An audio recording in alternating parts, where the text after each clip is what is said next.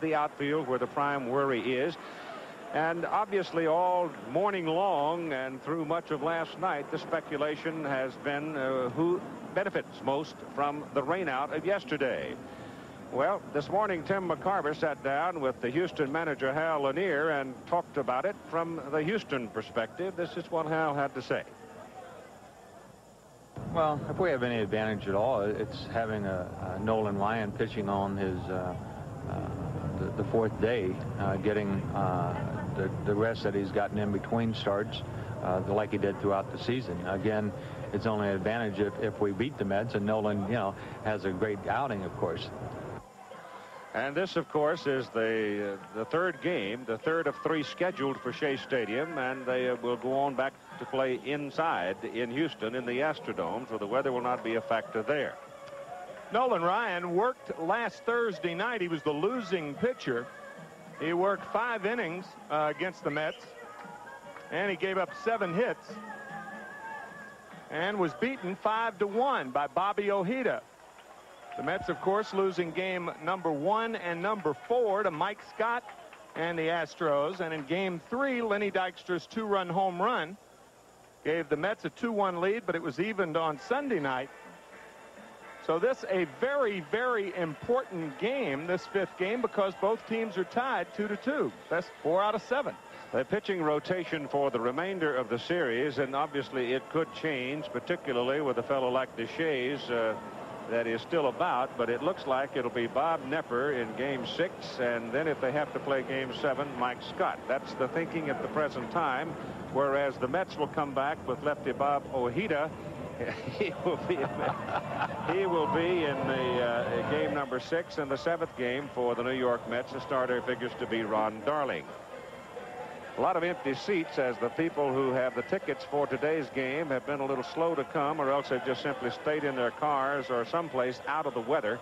And now they are beginning to come into Shea Stadium, and the crowds have been over 55,000 in each of the 2 games that we have played.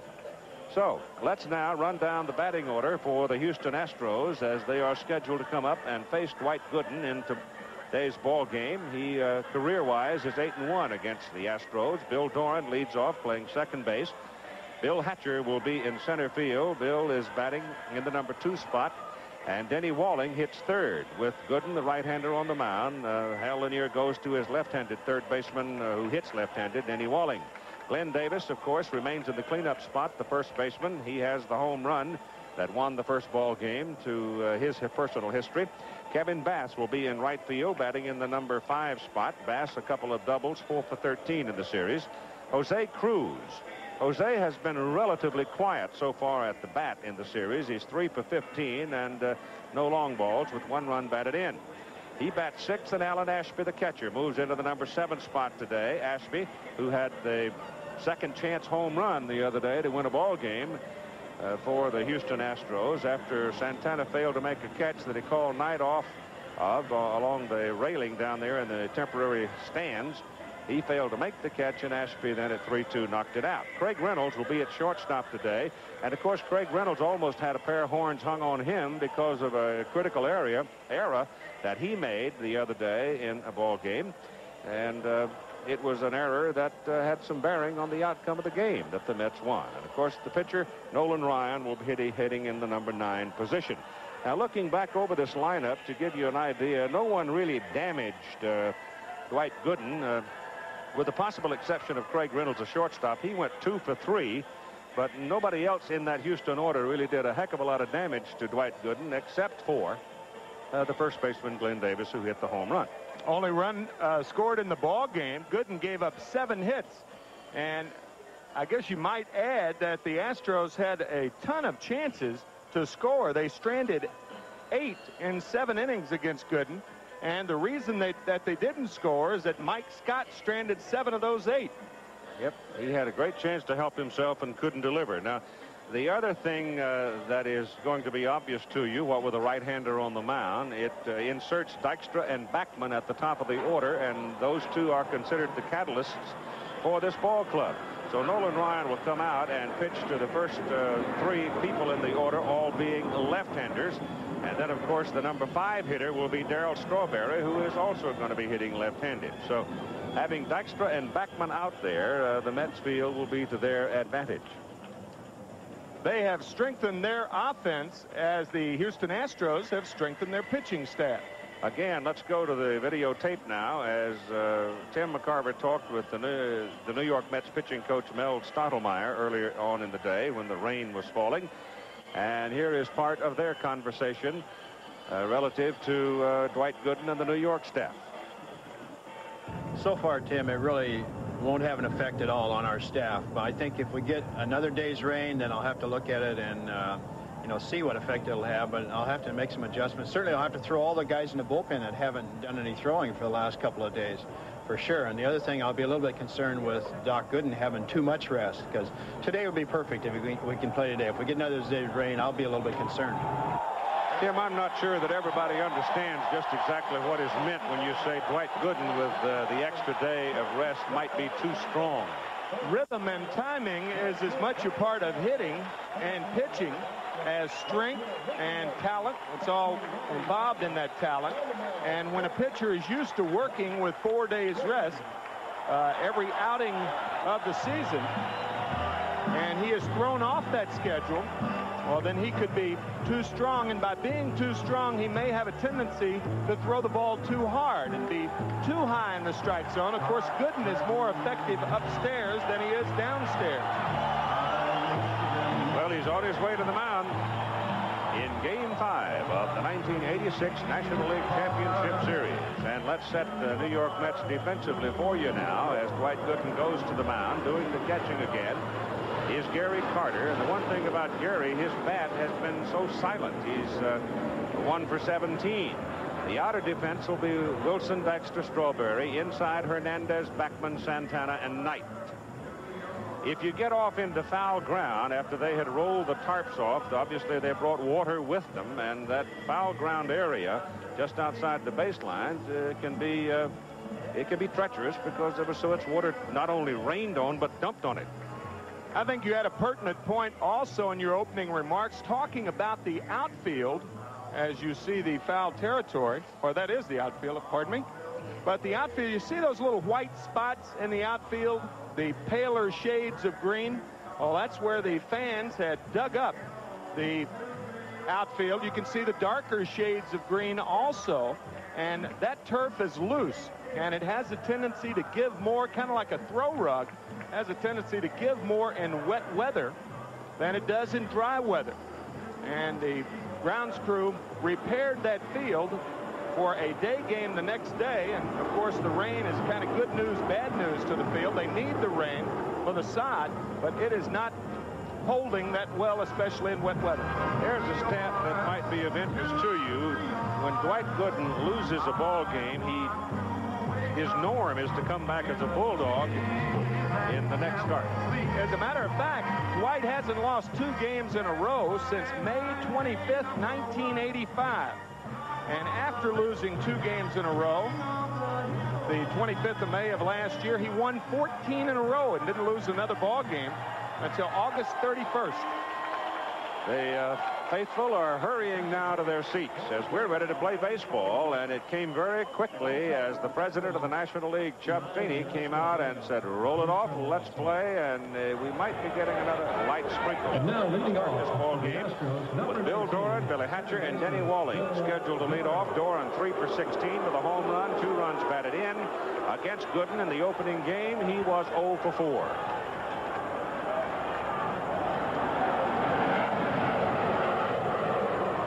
Service now indicating that the front is beginning to weaken some on the back end of it, and they offer some optimism that we might be able to play this ball game without any more heavy rain. So let's hope to goodness they are right. Gooden started Doran with a call strike on the outside corner. The clouds are very low, it is dark, and the lights have been turned on at Shea Stadium. Swing and a miss on a breaking pitch. Both these pitchers need number 2. Nolan Ryan really needs the curveball. If he's got it, he's dynamite. And, of course, if Gooden's got the curveball to go with his fastball, he is really something. The fastball is up high. It's 1 ball and 2 strikes to Bill Doran.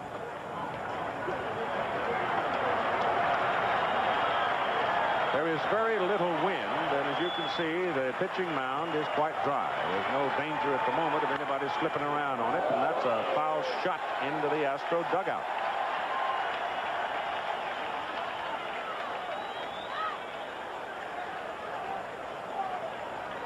Looks like it might have dinged Bob Nepper. Bob's the one there with the little video camera. He's recording all the action from the series to take home and sit down at his leisure and watch. 1 ball and 2 strikes on Doran. That's high to make it 2-2. The humidity, as it was announced this morning, well up into the 90% area, but the temperature is down in the 70s. There is almost no wind. So it is not uncomfortable.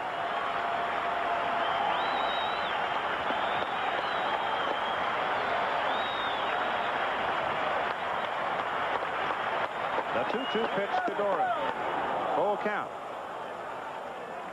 So Gooden goes full, and he's riding that fastball in there about eye high. That's one of the big differences. The National League hitters have not been swinging as freely at the high fastball this year as they have in years past. Over the mound, second baseman Backman. 1 down.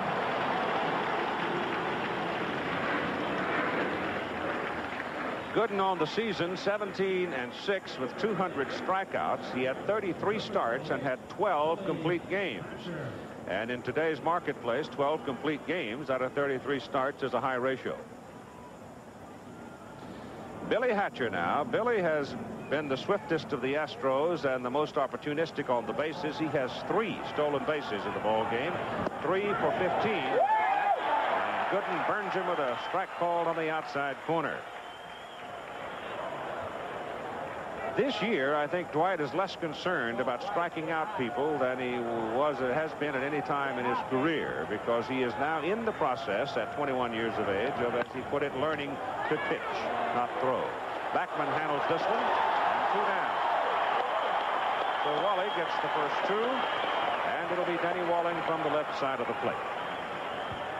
Well, there's no doubt about it that Gooden can economize his pitches if hitters ground out as opposed to striking out. The only problem with that theory is that hitters don't cooperate all the time. They don't say, well, Dwight wants to extend his career and not throw as many pitches. Well, sure, we'll hit the ground ball right at guys. Hitters don't think like that. You're going to hear a pretty good argument when Mike Scott pitches the next time. Incidentally, we have the latest pronouncement on the Scott circumstance and the scuffing of the ball. I'll give it to you in a minute, even though he's not involved in today's game. Denny Walling steps up, and Gooden is low with it inside. 2 down now, nobody aboard in the top of the first inning in game number 5 of the National League Championship Series.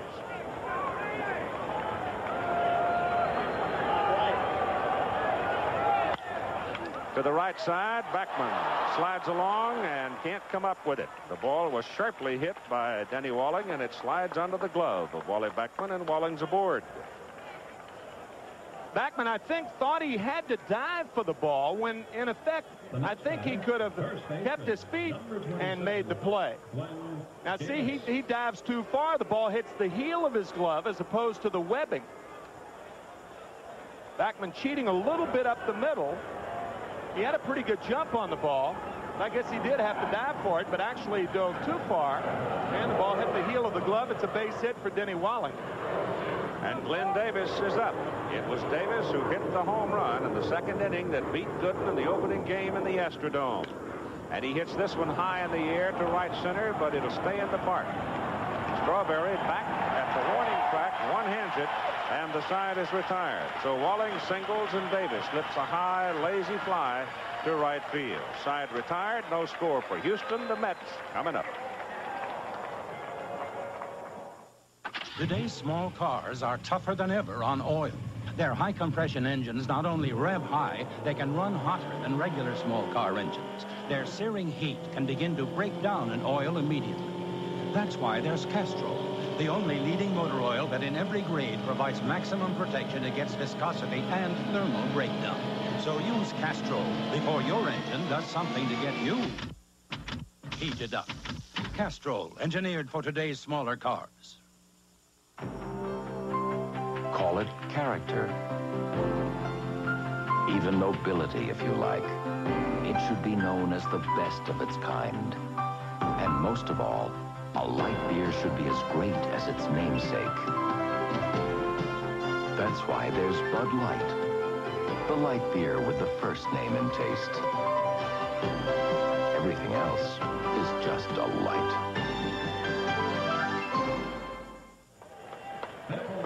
The batting order for the New York Mets. Leading off and playing center field is Len Dykstra. Lenny is 5 out of 14 with a game-winning home run. Wally Backman playing second base and hitting in the number 2 spot, 3 for 14 with a stolen base. Keith Hernandez, the first baseman, hits in the number 3 position. Keith is 5 out of 15. The first 3 in the order, all left-handed hitters. Gary Carter, whose bat has been dead on him. Gary is 1 for 17, hitting cleanup, catching. Darryl Strawberry in right field, bats number 5. Strawberry has a home run. He got the big one to tie the other day. You remember that? 3 for 11 in the series, but he has 8 strikeouts in the series. Mookie Wilson is batting 6, playing left field. Mookie is 2 for 15. Ray Knight hits number 7, playing third base. Ray 3 for 14 in the series. And Rafael Santana, the shortstop, hitting 8, 2 for 11, with Dwight Gooden, the pitcher, batting 9th. Outfield, Cruz, Hatcher, Bass, Davis, Doran, Reynolds, Walling inside, Ashby back of the plate, and Nolan Ryan on the mound. As Tim said, went 5 innings, 7 hits, 5 runs, struck out 5, walked nobody in game number 2 in the Dome. Lenny Dykstra is the only New York Met to hit in all 4 games against Ryan. In that second game, Lenny was 2 for 5, and he takes a strike. The key thing I think about Nolan Ryan is whether or not the curveball, he can get it down in that strike zone where he wants it. One of the big reasons that Ryan was ineffective as a New York Met was his inability to get the curveball over the plate. He shows it right there, and it looks like he may have something with it today. And in the case of both pitchers, if the curveball is working for him, ooh-wee, look out, they can be a sight. It's going to be a low-scoring ball game. Yep. He's got Dykstra at 2 strikes.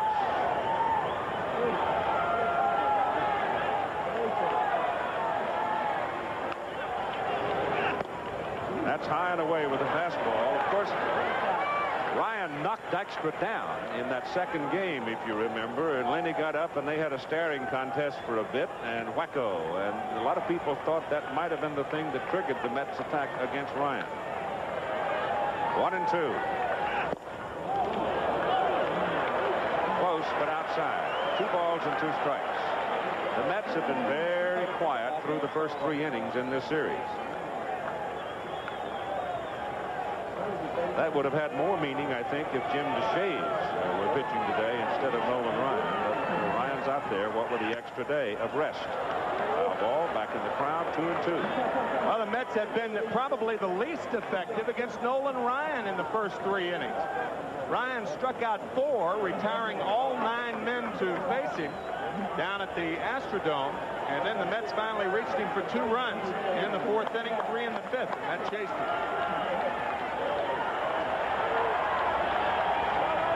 2-2 extra. Gone. That was the fastball, and I mean it was in there quickly and well placed. Number 6. Well, that's what that curveball can do. It can get you looking for it to where he slips the fastball by you. Give you an idea off this composite line score. You can see that Houston has scored a total of 7 runs in the first 2 innings, whereas the Mets in the previous 4 games have not scored until the 4th inning. Wally Backman 3 for 14 against Ryan. He was 2 for 5 and had a stolen base in the series.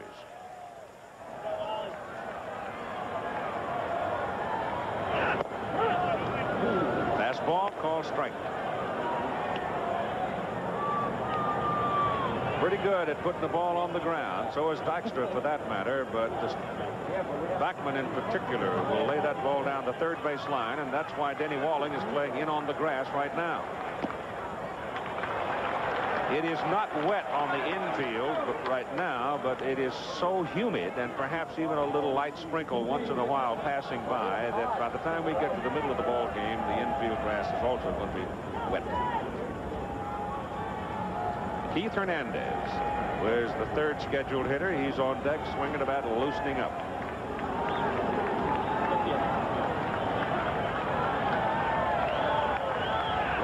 Backman inside corner, and it's strike 2. 1-2. He looks strong, doesn't he? He certainly does. The outfield's so strong that the outfield is playing Wally Backman inordinately to left field. Look at Billy Hatcher. Now, you've got to play Backman the other way, but when a guy's throwing well, you play him even more so the other way. That pitch is a little low and outside. Ashby. Good eye, Wally. Good eye. To the plate umpire, Joe West, with Fred Brocklander at first, Doug Harvey at second, Lee Wire at third, Frank Pulley down the left field line, and Dutch Rinnett down the right field line. Doran at second base could even be farther over towards second, as a matter of fact. He's playing him a little bit too much to pull. Foul back. Yeah, they're giving him a tremendous amount of room up the middle on the inner defense because Reynolds is toward the hole in left, and Doran is over on the right side, and there's a half an acre in the middle of the infield. And that's where Backman will hit his ground balls. He will not pull the ball in the air. Only one home run this year, as you look at Hal Lanier. He hit that home run, by the way, on his birthday. Gave himself a nice present. A 2-2 pitch to Backman. Well, Ashby sort of begged that a little bit. Allen thought it was pretty close, and so did Ryan, but they don't get the call from Joe West. See that catcher sit there and hold it a little while. He's making a statement. You've heard Jim Palmer, now Michaels, talk about Bob Boone and how well he frames the ball. Alan Ashby and Gary Carter pretty good at doing that also. That got him. So Nolan Ryan has struck out the first two Mets to face him here in the bottom of the first inning, looking.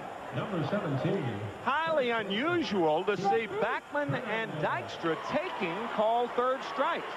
They do not only don't strike out a lot, they don't strike out a lot taking. So I guess what you can derive from that is it may be a little bit tougher seeing out there. It is a obviously overcast day, so it might be tough seeing at the plate. Keith Hernandez, 5 for 15, 2 runs batted in. He has 1 triple. Against Ryan, he was 2 for 3, and it was off Ryan. He hit the triple in game number 2, and Ryan starts him with a strike.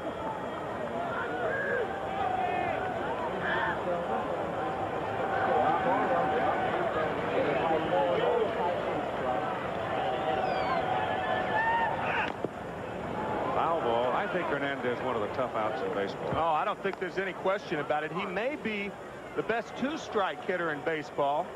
He, along with Tony Gwynn, the marvelous hitter and all-around player of the San Diego Padres. Notice also that Keith Hernandez disdains the batting glove. Just up there with hide on wood. George Brett the same way with the Kansas City Royals. One of the, or two of the few that do not use the hitting glove. 2 strikes on Hernandez, and it was hit to right. Kevin Bass leaned back and then came in on the move to make the catch. So a looping liner caught by Bass, and Nolan Ryan has retired the New York Mets in order at the bottom of the first. And after 1, there is no score at Shea Stadium. Hello. You may notice that Ed and I have brand new ties. This is to prove that even at our age, it is not impossible to change your habits. For example, instead of ordering the same thing every time at your favorite restaurant or tavern, why not ask for a Bartles & James premium wine cooler instead? Its fresh fruit juice and premium white wine make it the perfect refreshment for any occasion. So change a habit today. Get some new shoes, go to work an hour later, and ask for Bartles & James. Thank you for your support. Warm moments on a cold winter night. Good conversation, easy and light. And how about something for your appetite? Let our gentle flame cook up something right. Warm moments, for those warm moments. Nothing warms you like gas. Warm is what natural gas is all about. Clean, efficient, in fact, America's best energy value. Shouldn't it be in your home? Nothing warms you like gas. When me and my buddies head off to West Texas, nothing works like my Chevy S10 Maxi Cab 4x4. With Instatrack 4-wheel drive, the optional off-road suspension, it can take us to the wildest place in the West. The Terlingua Chili Cook-Off. Come and get it!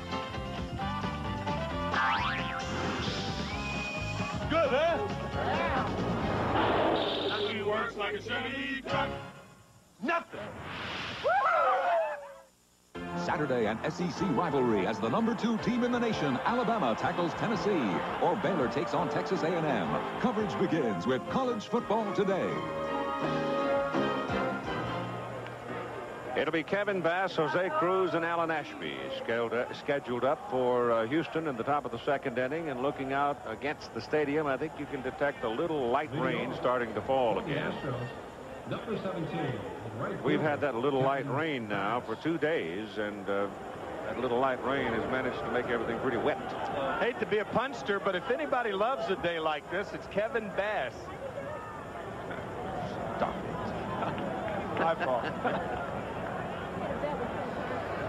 Against Dwight Gooden in the opening game, Kevin Bass was 2 out of 4. He has a pair of doubles in the series, and he has 4 hits and 13 at-bats. And Gooden starts him with a strike.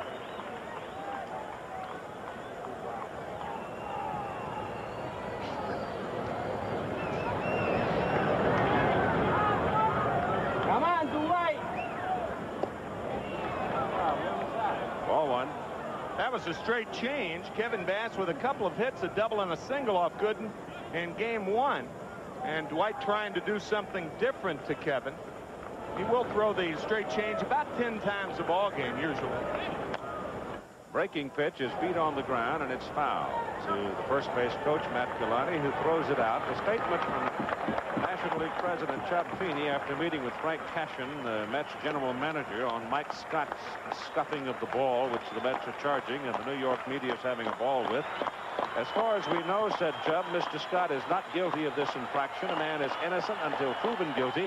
However, we will be watching closely the next time he pitches and will take appropriate action if necessary. Which is to say nothing has changed.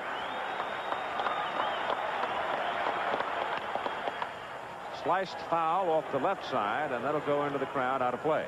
And which is also to say that nothing will change. I mean, they've had all year to determine whether Scott was scuffing the ball, but because of the playoffs and because of the notoriety, all of a sudden it's hit the front pages.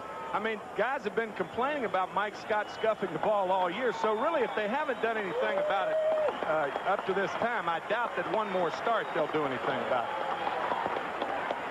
Breaking pitch, bends down low, and it's 2 balls and 2 strikes, and there's Michael watching the ball game. He has been the pivotal man so far as far as the Astros are concerned. Dwight Gooden, and Bass hits it up the middle for a base hit.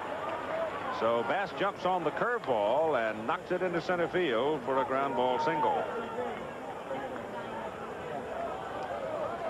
Left fielder. And this will bring up 25. Jose Cruz. Cruz 1 for 4 against Gooden in the opening game. And Jose in the series, 3 hits and 15 trips to the plate. And remember, Keith, you pointed out in game 1 that Dwight Gooden has allowed 107 stolen bases out of 126 tries throughout his career. He has balked 4 times this year. He leans on that front leg, and when he throws, technically, you've got to go home when you do that. But that is his style in throwing to first base.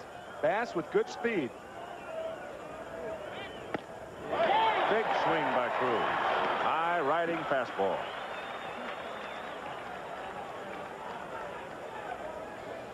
We got a song we're going to try to get in before this is over from the senior trainer, the trainer emeritus of the Astros, Jimmy.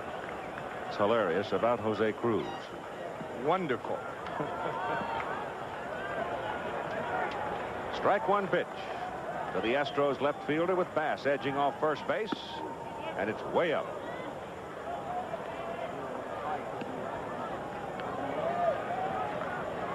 We'll see if Hal Lanier puts the hit and run on, flashing signs to Dennis Menke.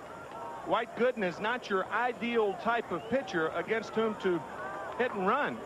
And the reason for that, the high fastballs are very, very tough to get on top of and to hit the ground ball. And that's one of the prerequisites in a hit and run situation, a pitcher that throws ground balls.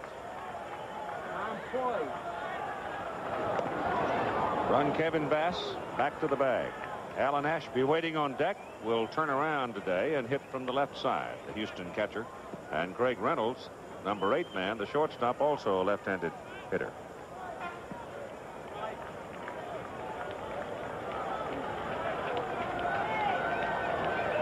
Bass bluffs, doesn't go. Cruz swings, foul tip. Carter holds, throws to first, and no play there.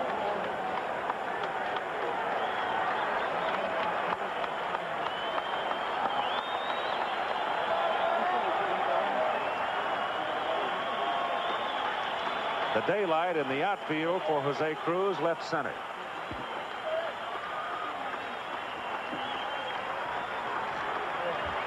Glenn Dykstra several steps shading Cruz into right center, and Mookie Wilson in left about straight away.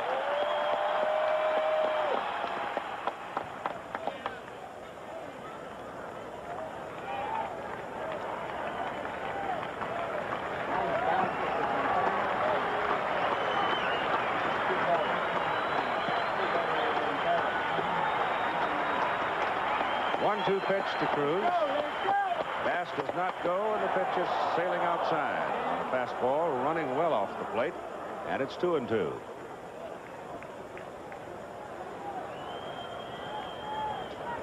Previous game scores: Houston won the opener 1-0. New York the second 5-1. And New York the third 6-5. Houston the fourth 3-1.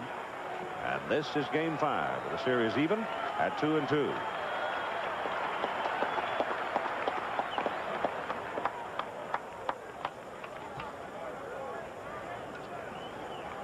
Gooden can't remember picking off a runner in high school, little league ball, and no wonder. Not too many guys got on against him. Can't work on your pickoff move in your basement. Runner goes. Cruz hits it up the middle. Looping fly ball. Drops in the outfield. Slows down in a hurry because it's wet out there. And Kevin Bass motors right on around to third base. So the Astros now in the top of the second inning with runners on the corner. Now batting, number 14. The fifth straight fastball to Jose Cruz, and he gets just enough of it. You saw the jump that Kevin Bass had off of first base. He had an excellent jump and continues on to third base. And the Astros with a serious threat here in the second. Bass is the leadoff man on third now, and Cruz at first with Alan Ashby hitting left-handed at the plate. Nobody out, obviously.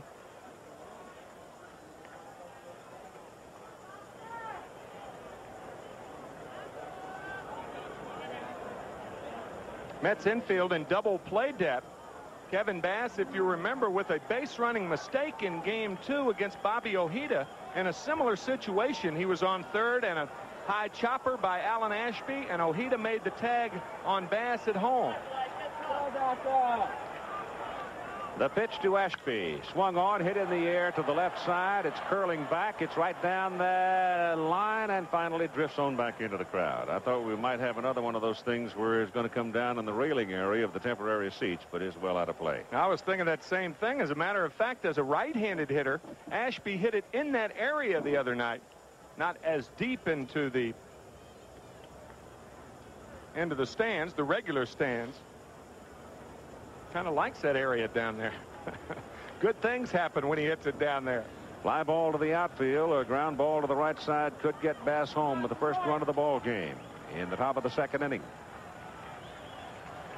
Ball hit to the outfield now is going to hit and slow down in a hurry because it's wet out there, which means the outfielders are going to have to come hard. And in the wet conditions, it's not unlikely one could overrun one, which could come back to haunt them.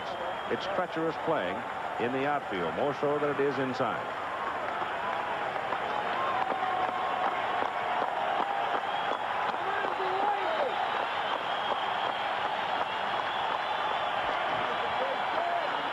Still a lot of empty seats at Shea Stadium because probably a lot of people had given up, what with the ominous look of the weather and the forecast as well.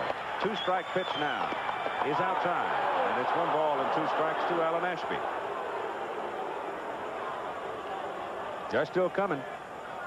Looks like number 7 is bringing him in, doesn't it?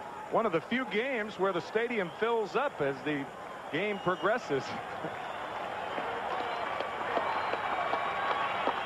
Number 7, of course, being the train that runs to Shea Stadium.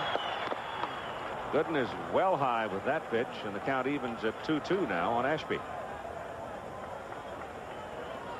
Kevin Bass, the base runner at third, led the inning with a single up the middle. Cruz then came back, singled, had a looping liner to center field for a single, and Bass loped all the way to third base. There he waits.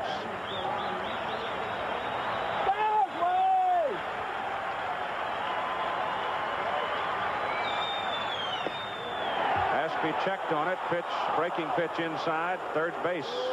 Umpire Lee Wire says no swing.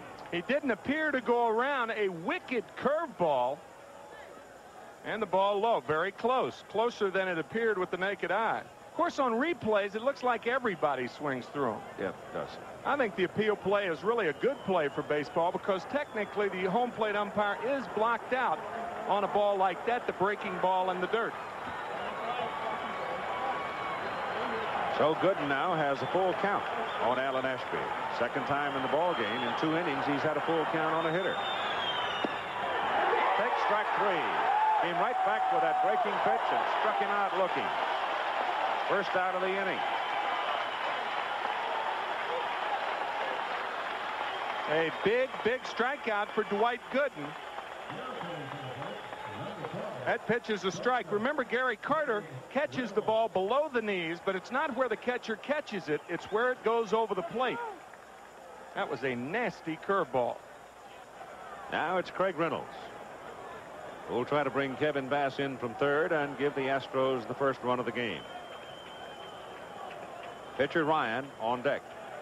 With the pitcher coming up next, it kind of changes the defense, the infield defense, because unless the ball is hit sharply to second or short, I don't think they'll go for the double play. First or third, they may come home.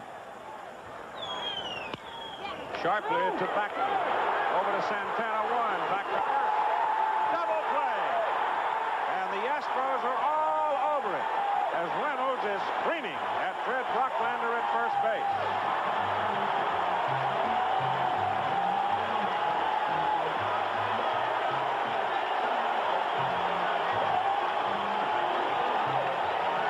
What made this play close is the throw that Backman gave to Santana. Watch.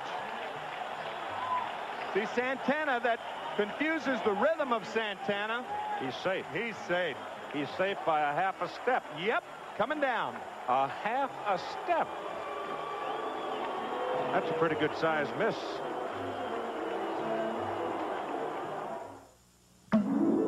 This high-performance drink cleans your fuel system to help maintain peak performance.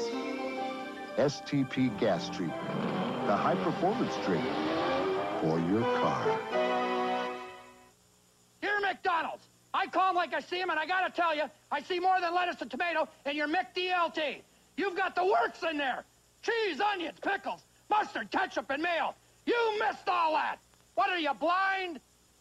Finally, Bruce Fremming. We hear you, Bruce. So just for you, call it the hot side hot, cool side cool, every delicious thing you could want on a hamburger. Or just call it McDLT, the one with the works. Give me a light. That's not correct, Steve. Don't just ask for a light beer. Come on, give me a light. You asked for it, Steve. Yes, Steve. Bud Light, the light beer with the first name and taste. Don't just ask for a light.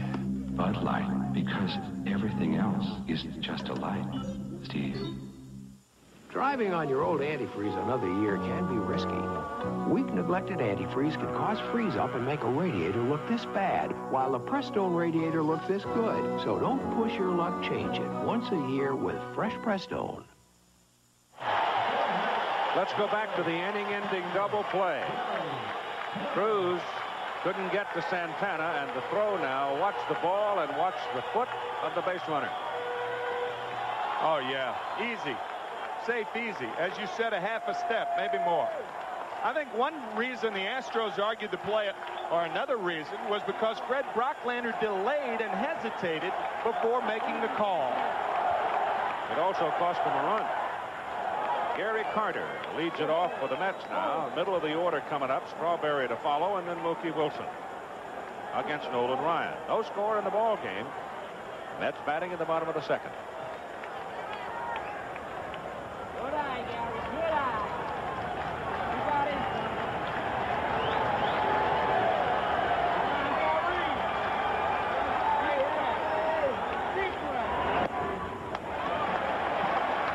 That's got to be up in the neighborhood of the mid-90s because he went to the top shelf for that one. 1 ball and 1 strike on Gary Carter. 93 miles an hour, according to our radar gun. That's fast enough. Back in the middle, knocked down by Nolan Ryan. I think he got it with his glove instead of the leg. So Nolia will walk it off for a moment, and let's pause 5 seconds so our local stations can identify themselves. TV Cincinnati. 1 out. Darryl Strawberry comes to the plate. If he had taken that one on the shin bone, we'd have a timeout, but he got his glove on it and took the sting out of it. Now Strawberry stands up. 4 RBIs for Darryl. But he has struck out 8 times, 2 in each of the first 4 games. And against Ryan, he was 0 for 2. Strike. Yeah, if catchers get hit on the shoulder or the hand, they say rub a little dirt in it and hang with them. If a pitcher gets hit, they ice them down, take them up to the hospital for precautionary x-rays. Another prejudiced commentary here. Swing and a miss, and it's strike 2. Yeah, the trader, when guys like you and I started out, and me more than you, and you got a little lump on you, the old trainer would bring a little axle grease out, rub it on you, and it was better that than the tobacco juice. Strike 2 comes with the heater and strikes him out looking. So Ryan now has struck out 3 New York Mets looking. He got Dykstra and Backman and now Strawberry. This is a pitch and the type of movement on a fastball that until this year Nolan Ryan didn't have. It's that little tailor at the end. Nolan Ryan was always the type of pitcher who just came and blew you away. He's still doing that, but he does have that different fastball that goes away from left-handed batters. Now Mookie Wilson coming to the plate, left-handed, and Ryan starts him with a high fastball. But I'll tell you one thing about it. When you go out against guys like Ryan and Gooden, ain't no shame in striking out. No.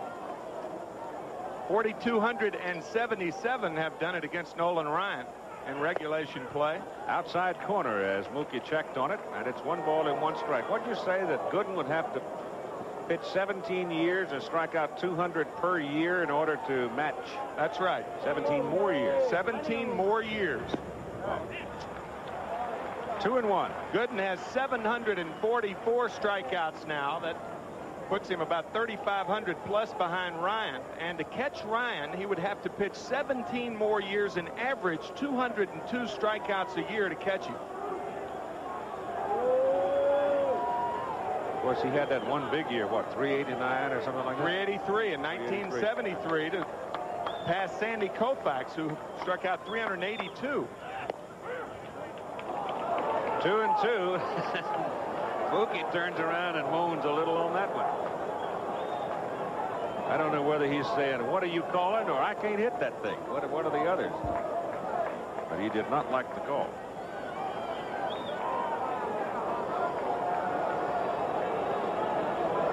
Two down.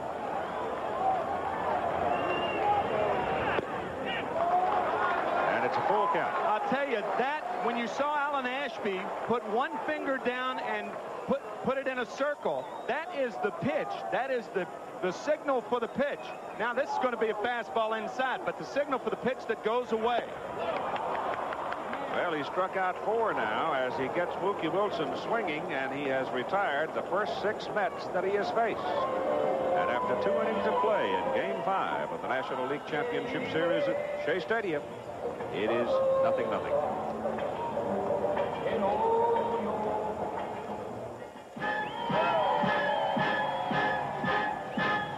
Big parade this year. It's the economy.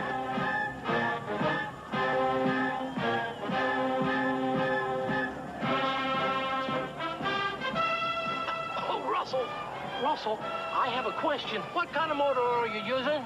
Motor oil is motor oil. Uh-huh. Motor oil definitely is not motor oil.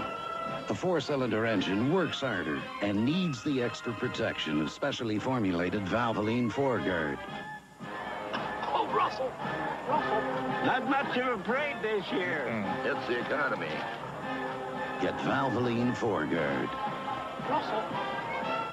Why is my antacid Tums? Tums is effective. It neutralizes 1/3 more stomach acid than the other leading brand.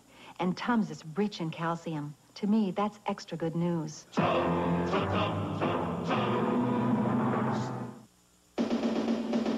Just off Route 19 in St. Petersburg is a place where you can learn to ski the Alps and shoot the rapids all in the same building. At Bill Jackson Sporting Goods, you can practice everything from a stem Christie to an Eskimo roll. But if you go there, remember, bring your imagination and your Visa card. Because Bill Jackson doesn't promise you Sun Moritz, and he doesn't take American Express.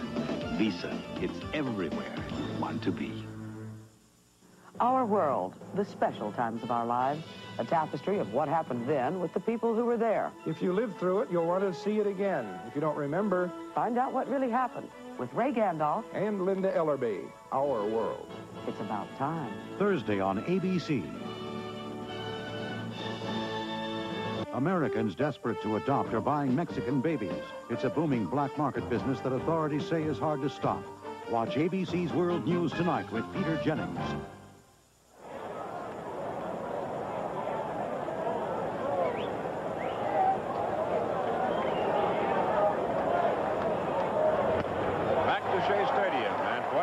Pitching now to Nolan Ryan, Bill Doran, the top of the order, and Billy Hatcher. They'll represent the second time around against the Doctor. And Gooden gets a strike on Ryan to start him.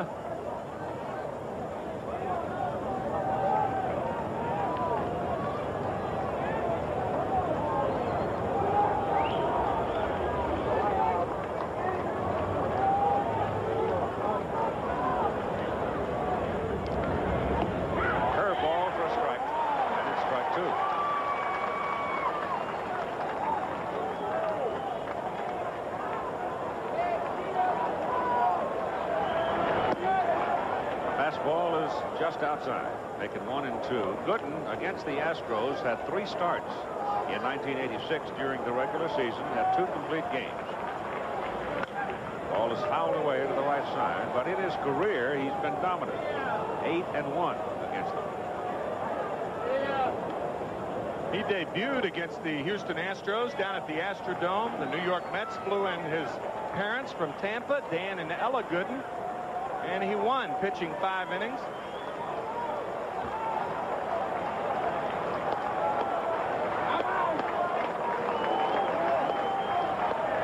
Back at 1-2, and Ryan takes strike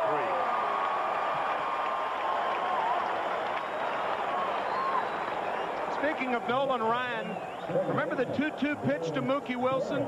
There it is, the wiggle right there.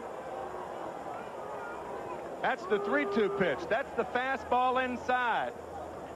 And that is the pitch that tails away from Mookie Wilson. Nope, wasn't the fastball inside. It's a wrong pitch. That was a 3-2 pitch. Uh-huh. It's 2-2 where you took it outside. Yep, the 2-2 pitch, but it is the 1 finger down, and the wiggle is that unusual pitch. Bouncer back to the mound. And Gooden throws him out. Bill Doran is down for the second time. 2 out. And here's Bill Hatcher.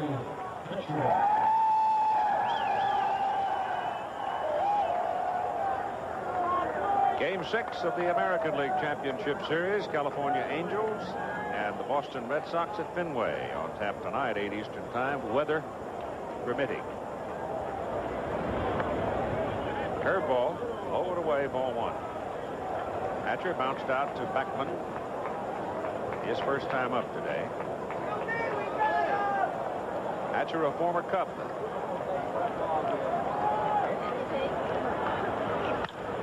Hit on the ground sharply. Santana cannot get to it, and it's into center field for a base hit. So Hatcher has his 4th hit of the series. A single to center. When that ball gets to the outfield grass, it really slows down, doesn't it? Surely does. You can watch for Billy Hatcher to run here. And with 2 out, it's better for a runner to run early in the count to give Denny Walling a chance to hit. He doesn't mind taking 1 pitch to allow Hatcher to run, but you don't want to work yourself into a 2-strike position in the process of allowing Hatcher to run. No score in the ball game. The Astros batting in the top of the 3rd inning, and they blew a glorious opportunity to score back in the 2nd. That play at first is fairly close.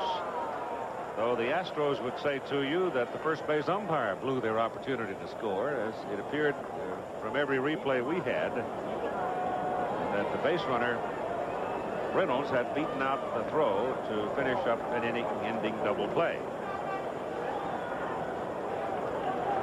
Houston now with 4 hits off Gooden. The Mets have no hits.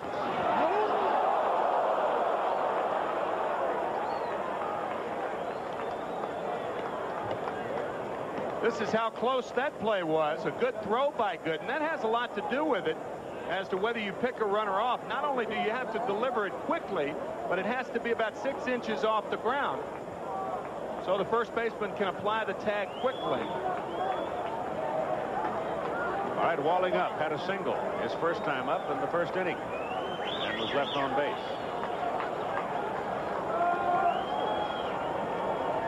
Hatcher driven back one more time by Gooden. They fully expect him to go early.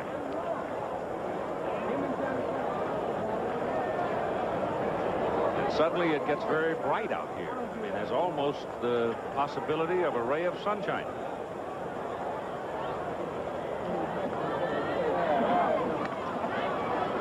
That pitch was up around the shoulder level of Keith Hernandez, the first baseman, and almost no, he didn't bother to try a tag on that one because simply had too far to go with the ball.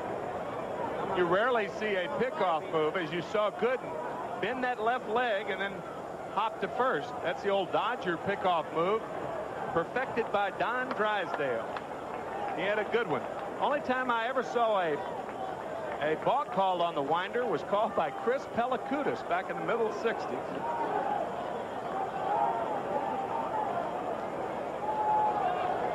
Once again, they run Hatcher back.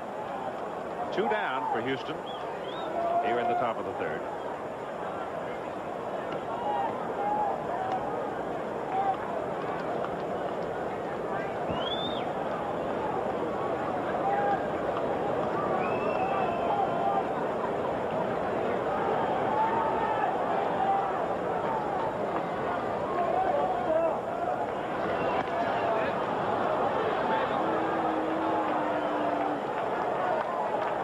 Gooden and Hernandez right now playing catch with Billy Hatcher, the object. Tell you, it used to be that if you threw to first base a number of times, you would never even think about calling a pitch out. But that's changed for the better. They're trying to combat guys who can run any way they can. And now if you throw to first base, it's not a sign that the catcher won't pitch out. Hatcher bluffs, doesn't go. Walling hits the ball into left center field. Mookie Wilson coming across, makes the catch. And the side is retired. So the Astros have now stranded 3 base runners, and in the middle of the 3rd inning, there is no score. We're not a company, but outstanding people come to us every day. People who want to make a contribution to a team and do work that really counts. People eager to see new places, do the unusual, and find the unusual. People who'll become your friends for life. People just like you. We're not a company. We're your country. We're the Navy, the Air Force, the Marines, the Army. We're the Armed Forces. It's a great place to start. Game 5 ALCS. It was dramatic. It was amazing. It was a playoff classic. Boston pulls it out in 11 innings to beat California.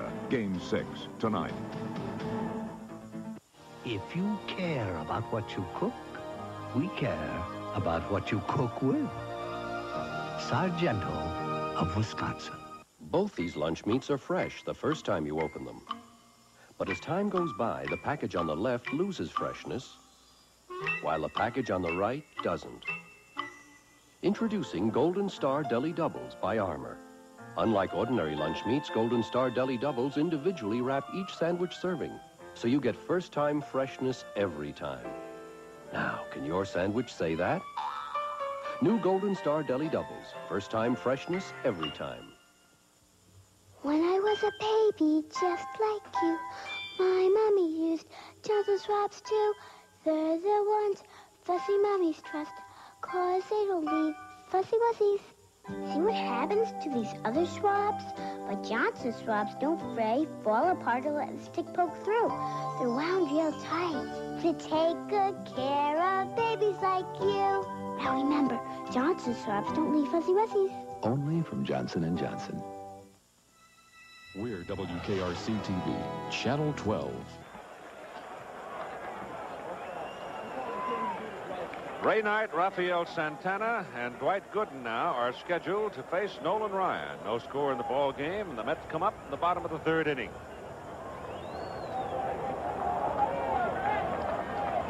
Knight 3 for 14 in the series, and against Ryan in the opener, he was hitless in 2 trips.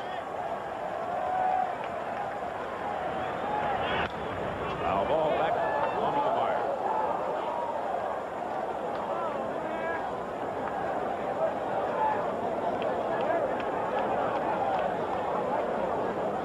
Of all the Mets, Ray Knight seems the one more resigned to the fact as to so what on Mike Scott's story. If it's in the strike zone, you ought to be able to hit it. Ray also one of the unsung leaders on this ball club. He does a lot of behind-the-scenes things that are very stabilizing to this club.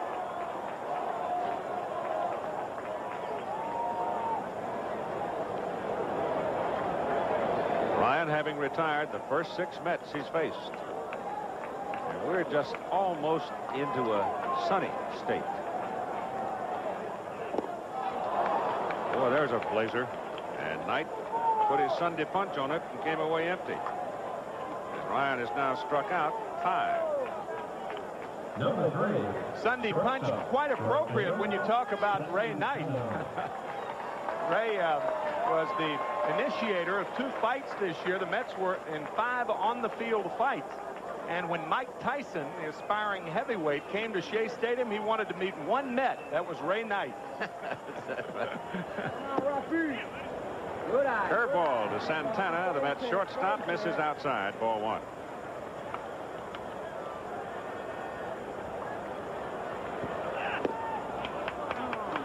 Swing and a miss to make it 1-1. Well, Nolan Ryan is one of those that he's been around long enough now, and he's not only reached legendary posture in the game, but perhaps even you could call him a statesman of the game at 39.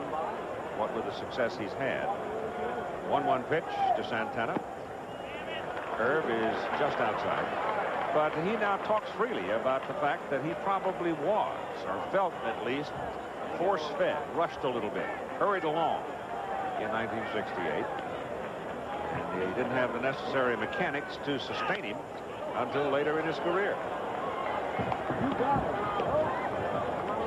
It's 2-2 now for Santana. Well, he was drafted as the 295th player in the country back in 1965. And trying to break in on the New York market, obviously very tough. He didn't have his curveball then. Traded to the California Angels for Jim Fregosi. A remarkable career followed. Sharply hit, but the second baseman Goran is right there and throws out Santana.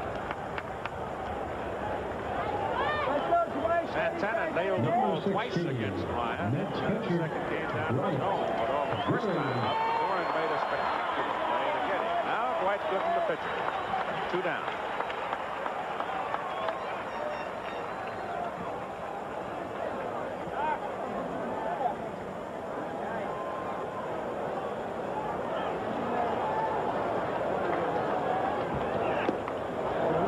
Just low. Crowd still coming in. More and more seats being filled as the weather grows brighter and brighter.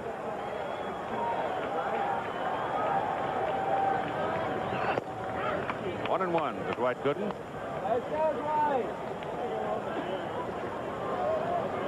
This game, like so many of the others, starting rather quietly. Nolan Ryan retired the first 10 Mets the first time he faced them. And he's retired 8 today in a row. There's another strike. 1 ball and 2 strikes now on Gooden. Well, Houston has had the habit of jumping to the front, and they should have in this ball game and could have. First and third and nobody out, and failed to score in the second. That's 6 strikeouts now for Nolan Ryan, and he retires the first 9 Mets in order. And after 3 innings of play, there's no score.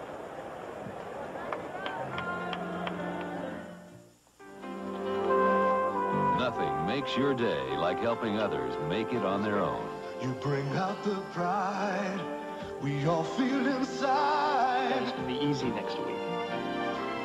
It's more than just the job you do. You make America work, and this spurt's for you. Good work. Here's to you, Beechwood Aged, for that clean, crisp taste that says Budweiser. This spurt's for you.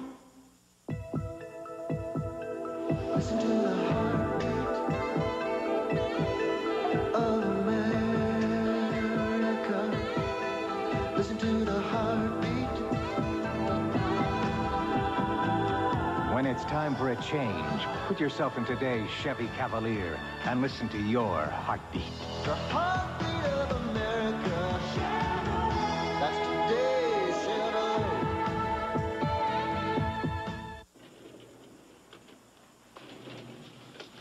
Hello.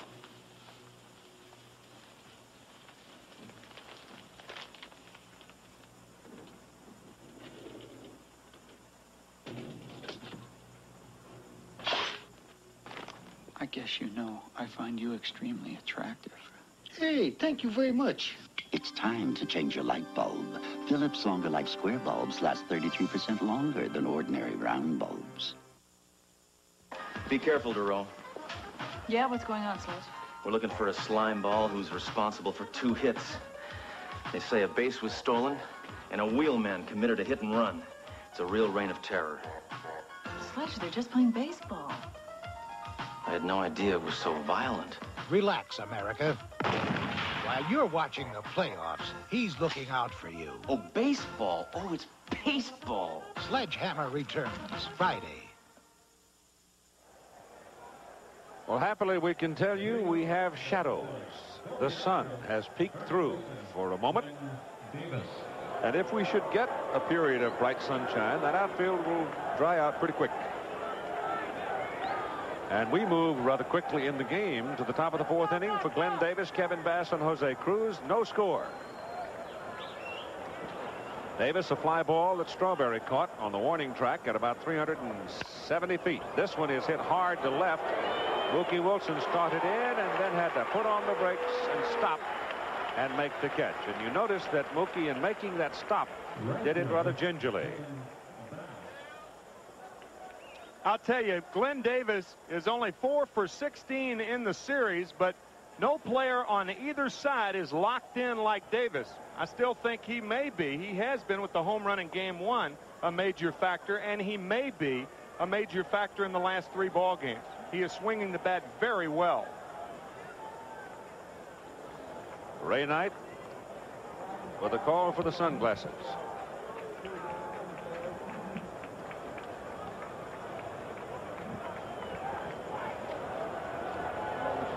Mookie Wilson, you saw, has his out in left field. That's the troublesome field as far as the sun is concerned in Shea Stadium.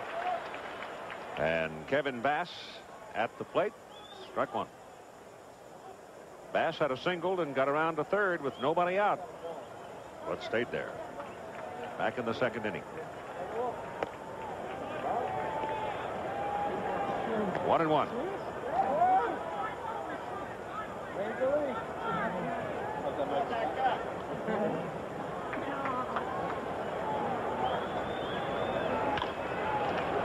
Santana. 2 down.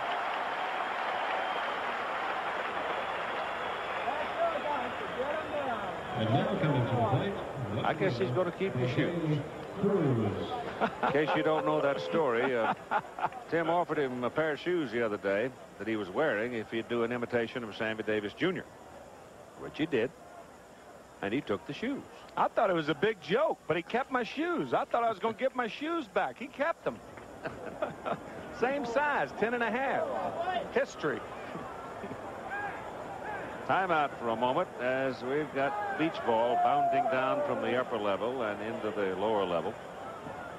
And they'll puncture that one probably and get rid of it. With 2 down, Jose Cruz, who also singled back in the second inning, and it was his single that moved Bass to third. This time he's a little bit farther to the left with it, right at Santana, who throws him out. So the doctor gets him in order in the top of the 4th inning after 3 1/2. There is no score between the Astros and the Mets.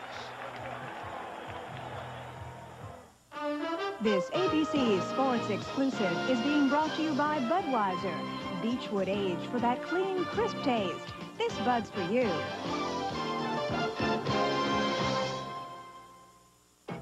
IBM presents You Make the Call. A manager is forced to play 2 pitchers at the same time. He plans to use one in the outfield while the other pitches, rotating the 2 when the situation calls for it. Can he do this? You make the call. Just when you think everything's under control, someone else thinks it isn't. If only you could rewrite as easily as the boss did. Change words. Correct your spelling. Make room for new ideas and numbers. And best of all, do it quickly. If only you had a personal computer and display-right software from IBM. There's nothing in the rule book that prevents a manager from rotating his pitchers, as long as each pitcher faces at least one batter. If you said so, then you made the right call. 10 years ago, a big engine job used to cost this much money. 5 years ago, this much. Today, this much. So now it's even more important to take care of your car right, including changing your oil, and putting in a new Fram oil filter when you're supposed to. After all, a Fram filter doesn't cost much. A big engine job does. But the choice is yours. You can pay me now or pay me later. Black market traders are selling Mexican babies for profit. Americans desperate to adopt have made it a booming business, and authorities say there's no end in sight. Watch ABC's World News Tonight with Peter Jennings.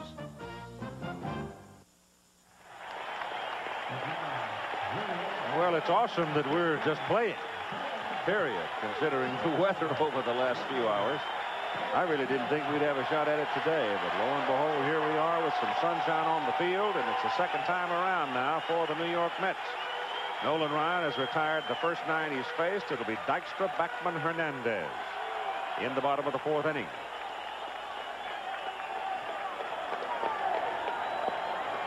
This has been an inning in which the Mets have done some of their scoring throughout this series, and Dykstra, who struck out looking the first time, jumps at the first pitch and fouls it back.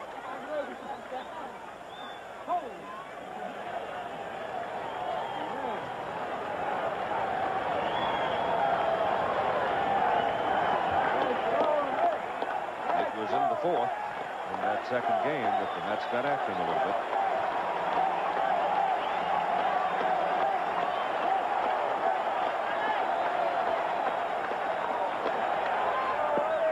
Two strikes, and he went fishing for the breaking pitch that time.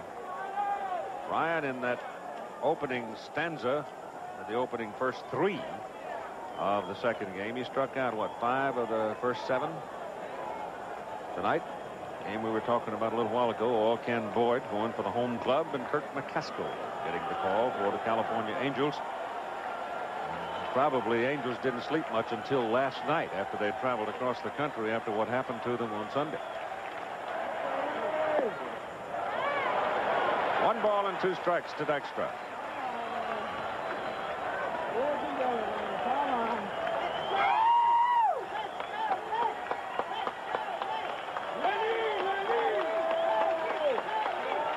pitcher shading him a little left of the flagpole.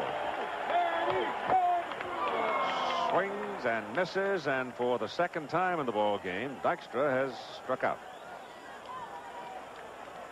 That is 7 strikeouts for Nolan Ryan. You talk about his career, 158 times he has struck out 10 or more in a regular season ball game. And as remarkably, 21 times he struck out 15 or more in a regular season ball game. Backman struck out looking his first time. Hernandez to the on-deck circle. Third baseman Walling is creeping in at third, well on the grass, as Wally swings and fouls it upstairs.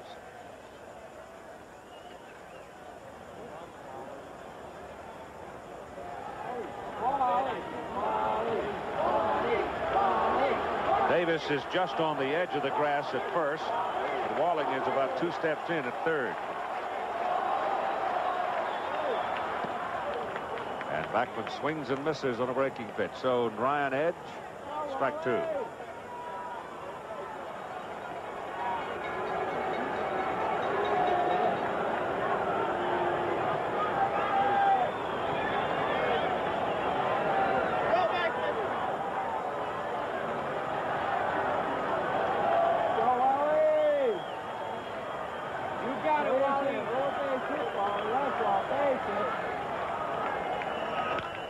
Foul ball left side. Well, you can see from the signs that Alan Ashby gave. He gave 4 signs, and Nolan Ryan, one of the pitchers that stares off the catcher. A lot of times you don't have to shake your head to not want to throw that pitch. You can just stare off the catcher until you get the sign you want. Now that's that pitch that goes away from the left-hander. Watch. Went a little too far. 1 ball and 2 strikes on Wally Backman.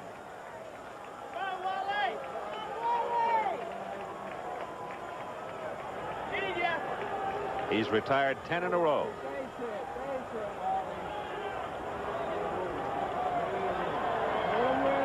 That obviously the curveball.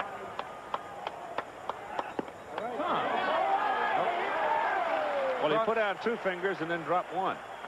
So he probably stared off the curveball and went to the fastball.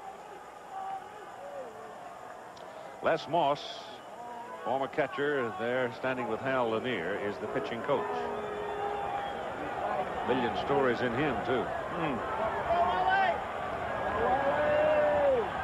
2-2 to the Mets second baseman. Fly ball left field. Cruz with the glasses down. Makes the catch. Tough field. Tough with the sun out. 2 down. And here comes Hernandez. He hit the ball pretty well. First time up, lined sharply to the right side that Bass took lean back and then came in to get.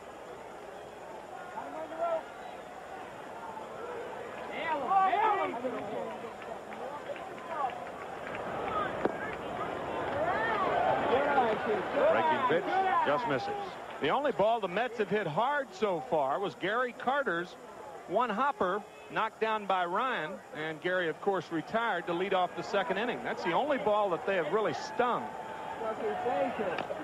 That's fouled off.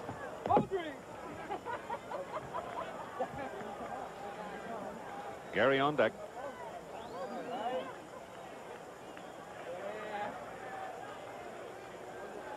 Houston had a man on third, nobody out. Kevin Bass back in the second inning, didn't get him on. So there's no score.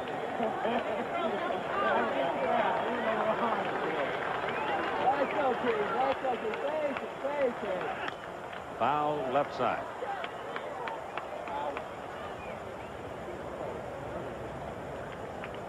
He's only shown the big curveball twice. Once for a strike and once for a ball. There are times when that rainbow comes in there. I mean, it just is awesome. It can lock you. Yep. Because you've got to be ready for the fastball. You got to look fastball against Ryan. If you get the curve, try to adjust. You can't go the other way.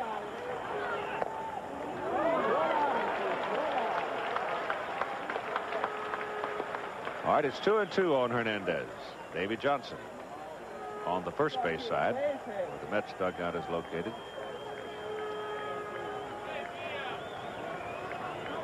Come on, Keith! Let's go, Nick! Full count.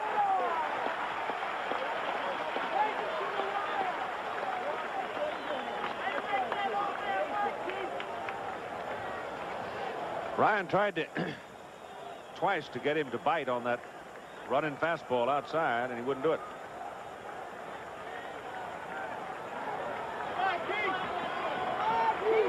He set the first 11 down in order. He struck out Backman on a 3-2 pitch. And he strikes out Fernandez on a little foul tip that is held by Ashby, so he has retired 12 in a row. And that is strikeout number 7 for the Express, Nolan Ryan. After 4 complete innings, no score. Game 5 of the National League Championship Series. Bud Thunder. It's revved up and coming at you.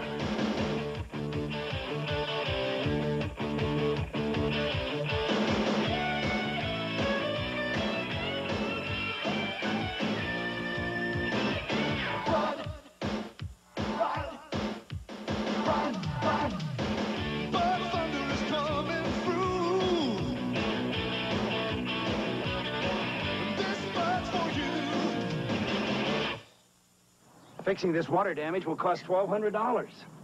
Could I have prevented it? You could with Thompson's Water Seal. This water damage is going to run $750. What would have stopped it? Prevent water damage with Thompson's Water Seal. Simply brush Thompson's on wood, brick, or concrete, and it penetrates to form a barrier water can't get past, even when driven by 98-mile-per-hour winds. This time, I'm going to protect my new deck with Thompson's Water Seal. A great defense against repair expense. When we want to work up a sweat, nothing works like this full-size Chevy pickup. It's got the muscle of a fuel-injected 350 V8. And it's available in every full-size Chevy. It's got the strength of girder beam front suspension. Where? Oh! There. Plus, double-wall construction. So, when you need a tough-working partner, nothing works like a Chevy truck. Nothing. Yeah? Yeah. Right?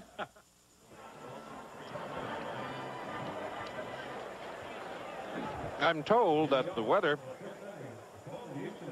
has brightened some in Boston, and they've taken the tarp off the field there. So apparently they're optimistic about getting the ball game underway up there on its schedule.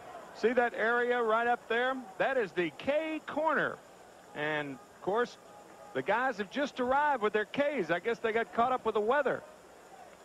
But this year, of course, Dwight Gooden striking out only 200, and that's an unusual year for him. But no K corners. Kind of strange to be here at Shea and not see the Ks going up. Well, they only need to hang out 2 so far. That's right. Nolan Ryan should be in the right field corner. They'd hang out 8 for him. That's right. That's a fair ball for Alan Ashby. Strawberry to the corner. The throw. He's in there. Double.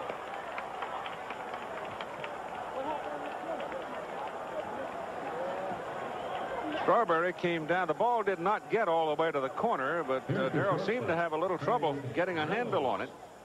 With a guy like Gooden pitching, you have to give the hitters the lines because they are not as prone to pull the ball down the lines as they would against most pitchers.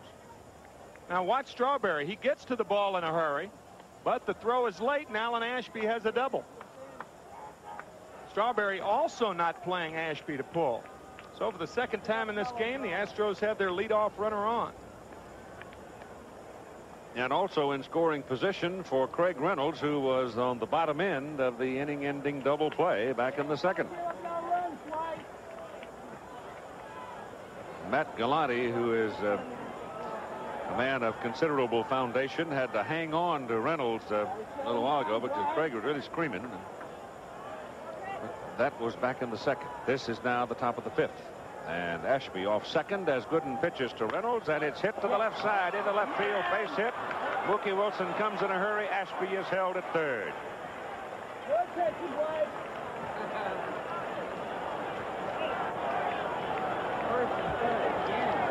So Reynolds goes in the hole the opposite way, and Nolan Ryan, the pitcher, coming up.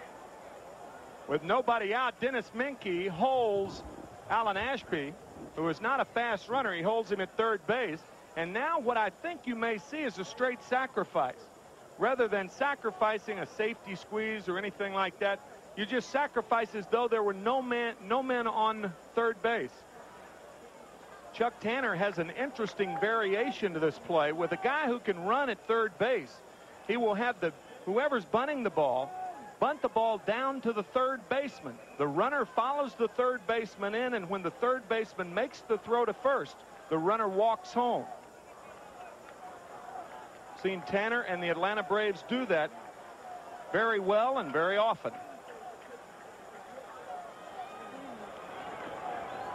Knight creeping in at third. Hernandez hanging around first, trying to hold Reynolds as close as possible.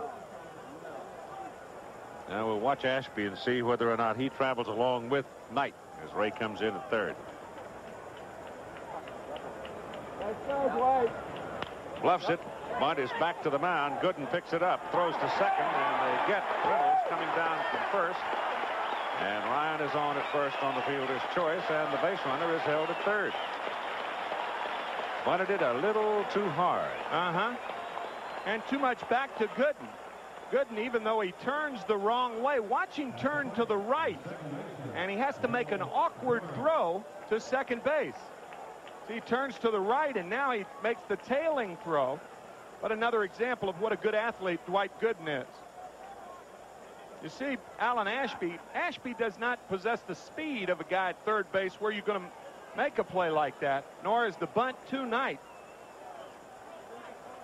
But Reynolds easily out at second base. One down for Bill Doran. Runners on the corner. Ryan at first. Ashby at third. Doran fouls it at the plate.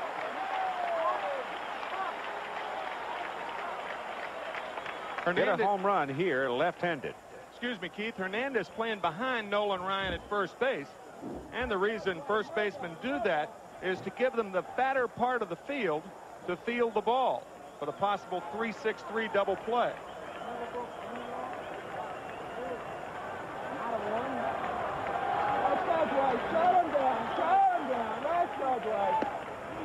Pitch is high and tight. 1 ball and 1 strike. Doran's home run coming off Ron Darley. In the ball game won by Houston. Lost by Houston, actually. It was the game which Dykstra hit the home run to beat him 6-5. Come on, Dwight, come on! Alan Ashby doubled to lead the inning. Reynolds singled, but Ashby held at third, and he's still there. And Doran howled it straight back as he went for that high fastball.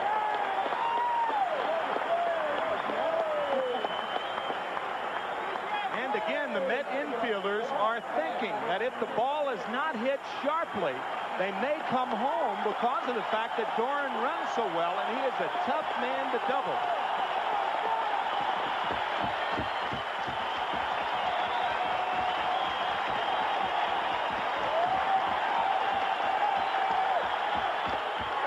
Checked it. They appeal it.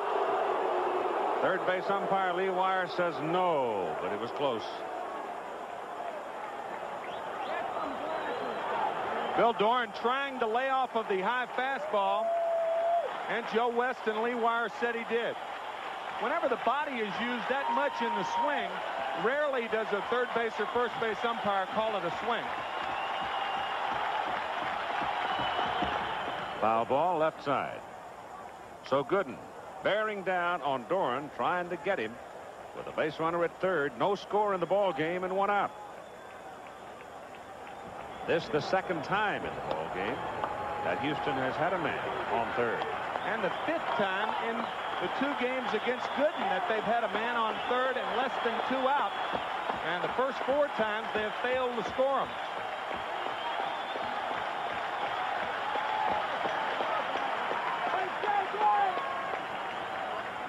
When you get into a circumstance like this is where the great pitchers really come to the front. They bear down. But pitching to Bill Doran's a little different than pitching to Mike Scott. Ball is hit on the ground. Backman bobbles it for a moment. Back to Santana. Throw to first. No, didn't get him. Run scores from third. And the Astros take the lead 1-0. They got Ryan coming down, but they didn't get the double play because Backman seemed to have a little trouble getting the ball out of his glove. Yes, he did, and they had a chance to double Doran because he spins in the box. He doesn't get out of the box. Now watch the delay in Backman. He can't get the ball out of his glove. Santana, of course, catches the ball off the bag, but that's a neighborhood play. You're always going to get that play if it's fluid enough, but Santana clearly off the bag when Backman fed him the ball. Scoring in the meantime from third is Alan Ashby. And it's 1-0 Astros. They've got 6 hits now off Gooden in the ball game. 1-6-0. Nothing but zeros hanging down the line for the Mets. The batter is Billy Hatcher, who has singled in 2 trips. 2 out now.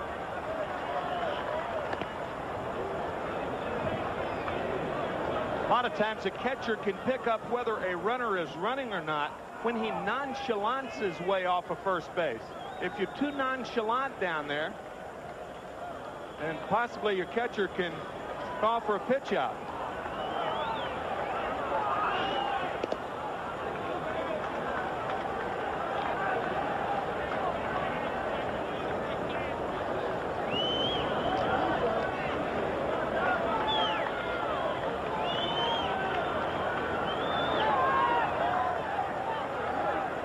With 2 down, ball 1 count on Billy Hatcher.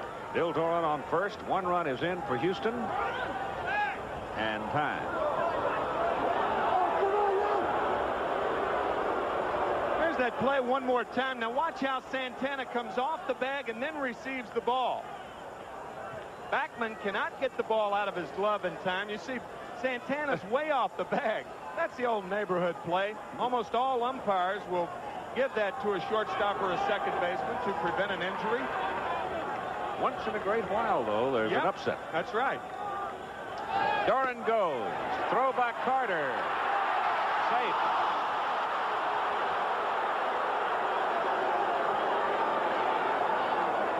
That is the 6th stolen base by the Astros. I'll tell you, you can accuse me of a prejudiced remark again, but when a batter sticks that bat out with no intent to bunt the ball, but his only intent is to interfere with the catcher, in my opinion, that rule ought to be changed and the batter ought to be called out. You could see clearly that Hatcher had no intent on bunting the ball. I don't disagree with you a bit.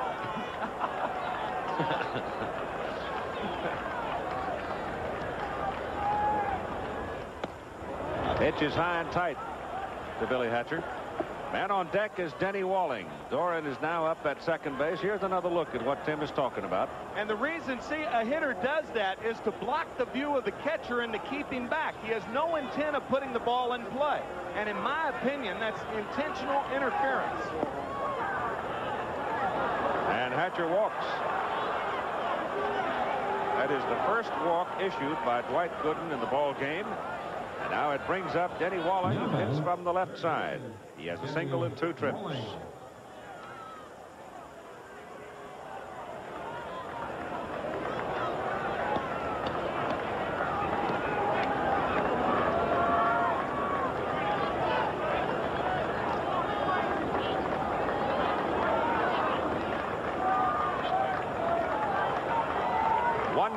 Houston leads. Ashby doubled to lead this inning and finally scored when the Mets missed the double play.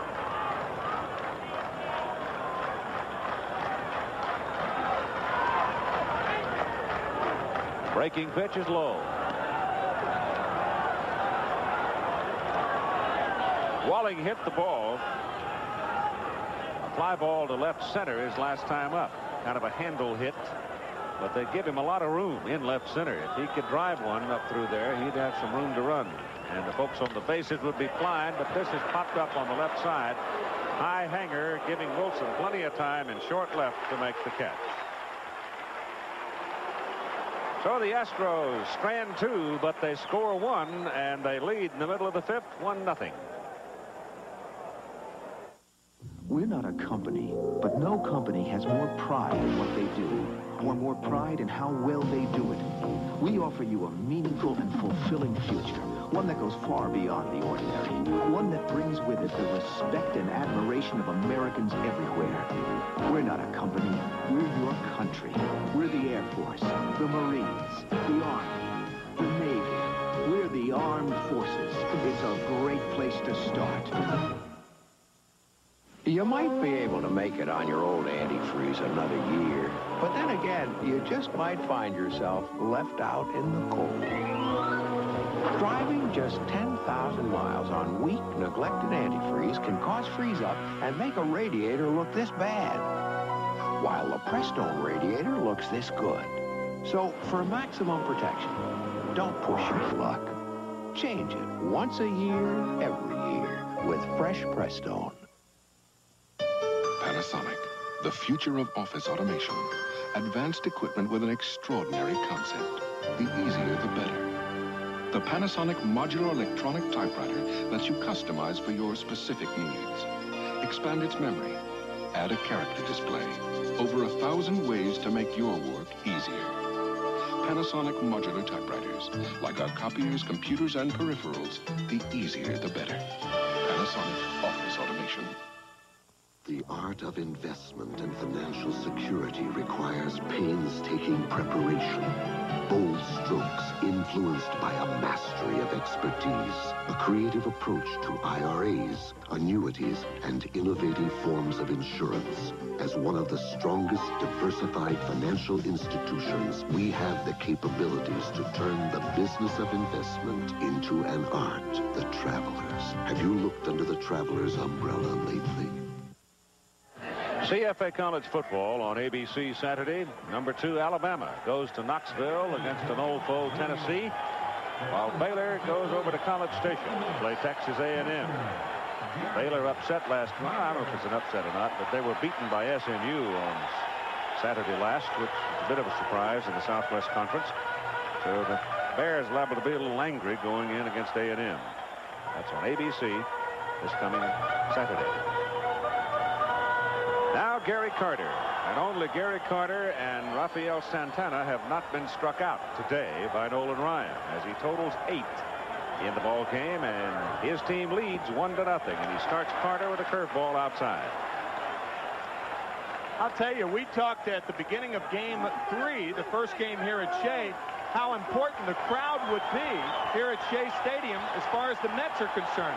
The crowds have not been a factor here at Shea in any of the games so far. Fastball is just off the outside.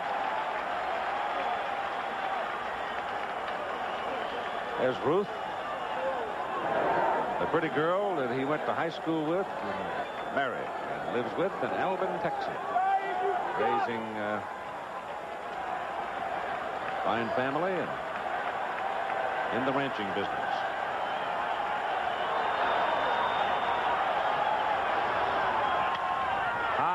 Fly ball lifted out into right field for Kevin Bass, and Bass makes the catch. 1 down. So Gary Carter's bat remains quiet. Carter has been totally frustrated by the Astro pitchers so far. Gary, a very animated player, of course, and the Astro pitchers have totally taken the animation away from Carter. Now Darryl Strawberry. Running fastball outside. Strawberry struck out looking. His first time up today.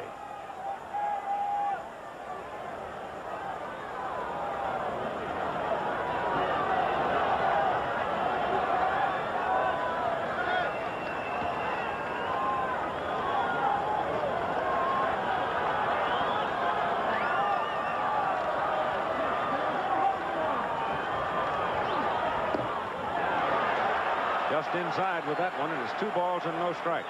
Keith, when you think about it, the Mets have had only one lead in this 3-game set here at Shea, and that was when Dykstra hit the home run. At no other time have the Mets been ahead. Right. Houston pitching has been remarkable. Surely last has. month of the season. Ooh. Now Ryan in danger of losing Strawberry as he goes to 3 balls and no strikes. He has retired 13 in a row. And I would imagine Davey Johnson will give Strawberry the green light here. Chance for the Mets to tie it up. He has homered against Ryan once this year.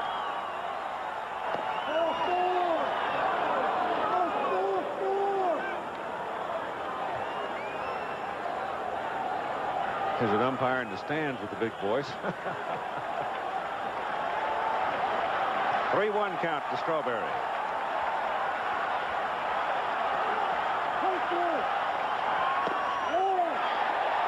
3-2 count to Strawberry.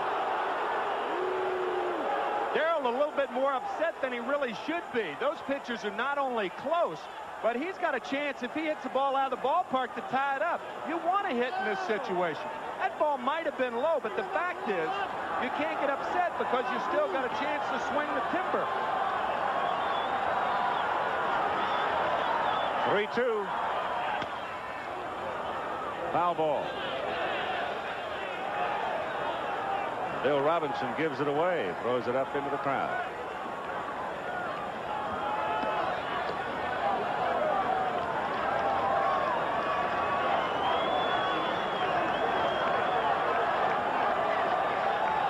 Wilson on deck, middle of the order, up for the Mets in the bottom of the 5th.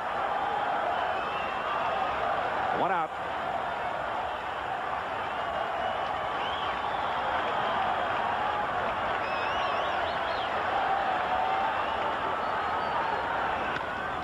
Ball is hit deep to right.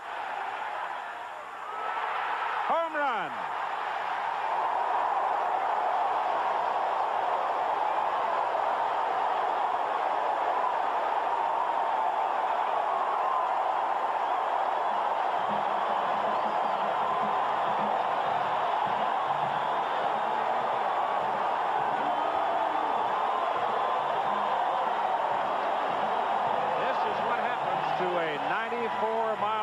Fastball, when you turn it around, it goes out like a bullet. And I ask you, is the ball that curls around the pole better than a walk? I think Davey Johnson and Darrell Strawberry will say yes.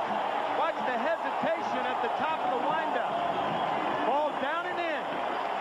Not long.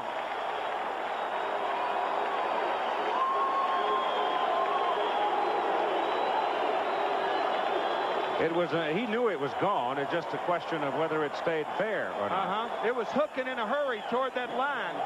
Just fair. And the score is tied. The first hit of the ball game for the Mets in the 5th inning. After Ryan had retired 13 in a row, and the hit ties the game. Second home run of the series for Strawberry, and Mookie Wilson is the batter.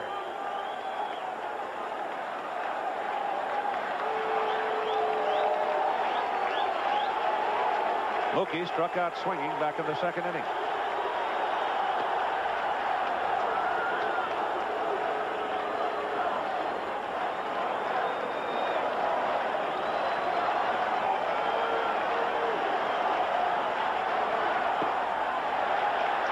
One ball and 1 strike. Tell you, in my opinion, that ball down and in, the most dangerous pitch to any hitter. And the reason is you don't have to have full extension when you swing the bat.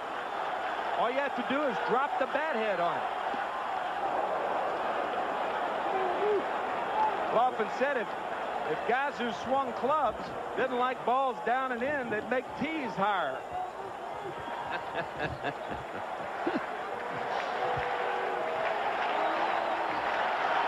1-2 to Wilson. Fouled away.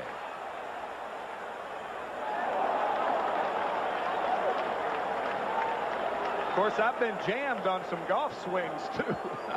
Yeah, I've had that adventure any number of times.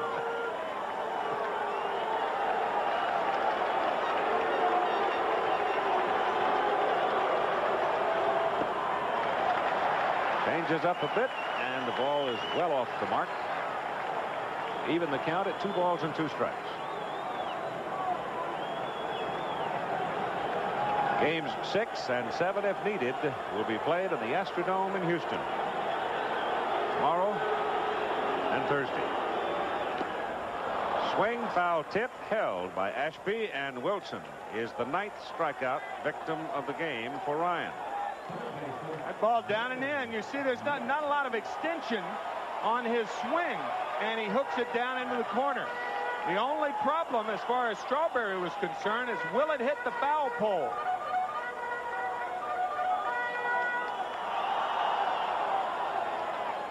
Close, huh? Oh, really was close.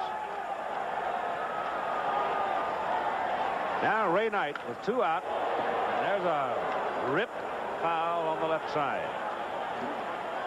How about that camera work? Following that ball right down to the... To see that it was about 3 inches inside the line and hooking.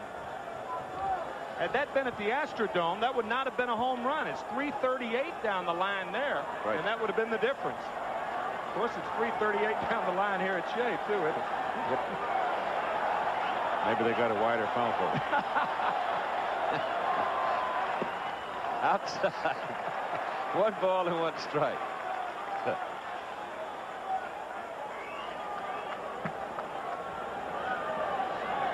Ball just doesn't carry in the dome, though, like it does here at Shea Stadium. It has turned out to be a nice day. Yep, it has. Comes inside tonight. Misses there to make it 2-1.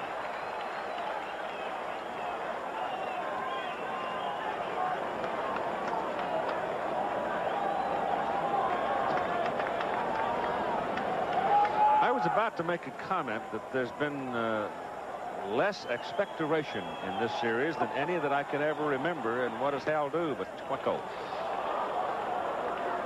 Now it's 2 balls and 2 strikes.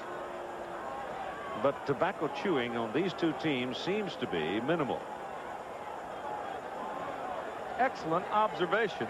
Came from my wife.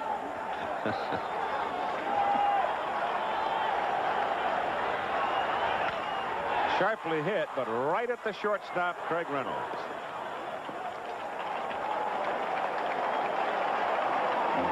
So Dwight Gooden has the first run in his behalf. And he's only even at 1-1 after 5. Back after this works to Glenn Davis, Kevin Bass, and Jose Cruz.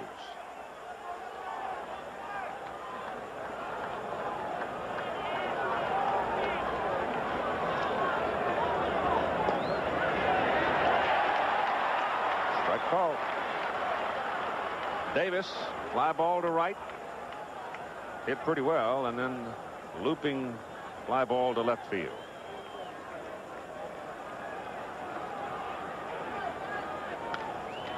That's foul back.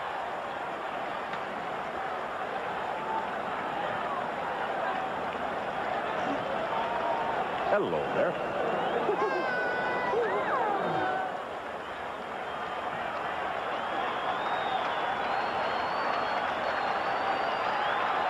Two strikes on Davis. A 1-1 ball game, top of the 6th inning. Game 5 of the National League Championship Series, and the series is all even at 2-2, and this is a bouncer out to Wally Backman.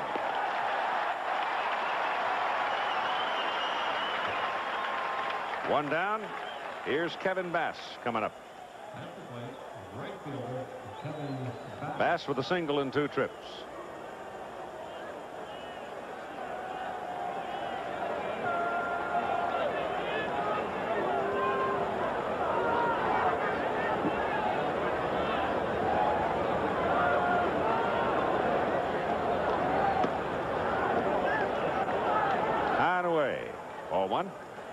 Kevin Bass came to the Astros back in 1982 when Don Sutton went to the Milwaukee Brewers. And also coming over to the Astros, Mike Madden and Frank DiPino. And DiPino has since gone to the Chicago Cubs for Davey Lopes. So a good deal for the Astros. 2-0 now to Bass. Don Sutton, on the other hand, has gone on to win over 300 ball games in the last course, not in the last 4 years, but to extend his record to over 300 wins. But not with the Brewers. He did not fare well with the Brewers. Now Gooden now goes high and wide again, and he's behind at 3 balls and no strikes on Kevin Bass. Kevin has told us that he was very much influenced by Cecil Cooper, the fine first baseman of the Milwaukee Brewers. And the way he leans on that back foot, similar styles as Cecil Cooper. Brings that one in. 3-1.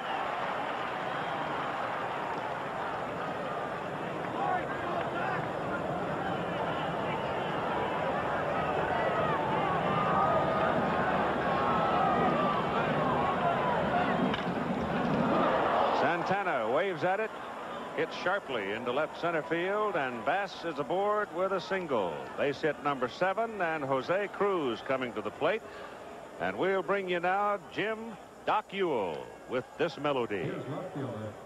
Hey, Cheo Cruz, the Astro man. Hit the ball, run all the way around. People in the stand just a jumping up and down. Pitcher on the mound just a kicking at the ground. Hey, Cheo Cruz, the home run man. Doc, 25 years with the ball club.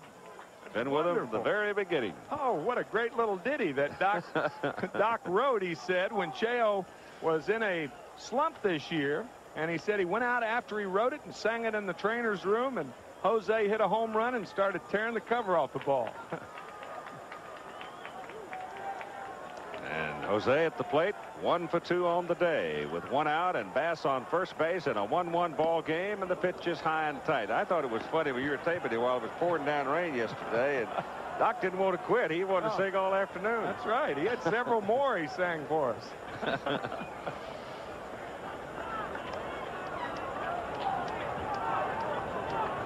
1-7-0 for Houston, 1-1-0 for New York. Bass creeping off first. Cruz shoots it foul upstairs, out of play.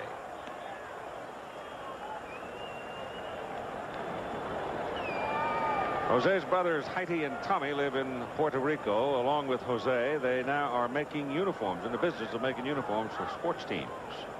And they're also probably one of the reasons he plays winter ball every year, because they con him into it. They won't let him sit around the house. Played winter ball for 16 straight years. The 1-1 pitch. He was late on it. Snap throw to first. Bass is back.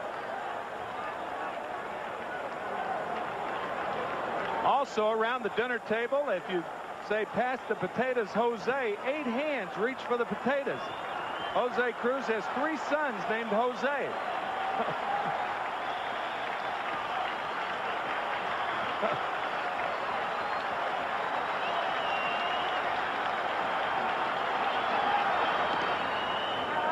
Holding Bass at first. Ashby is on deck. One thing to note about this Houston ball club, it's been the bottom third of the order, though, that's really been pesky. They really have been troublesome for New York pitching. Foul back.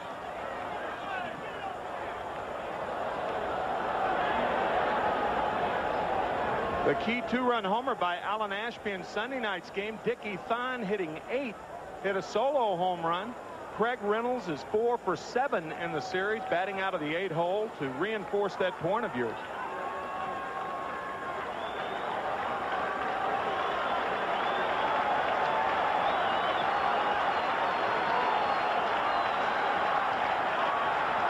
One-two to Cruz. Bass goes. Breaking pitch. Carter's throw. Out. Perfect throw by Carter. And he had a very tough pitch to throw. This is only the second Astro that has been caught during this series. Curveball. Bass had a good jump, but watch where the throw is. Oh, that's perfect. Perfect. And 2 down now with Cruz still at the plate with a count of 2-2. That's a great shot and a great indicator of Rafael Santana straddling the bag as opposed to standing in front of the bag and bringing the ball back. Straddling the bag, the proper way to handle it. Gooden's curve is outside to go full now on Cruz.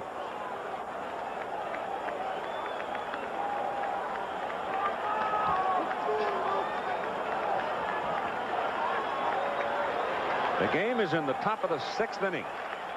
1-1 tie. Strikes him out. Big jump curveball.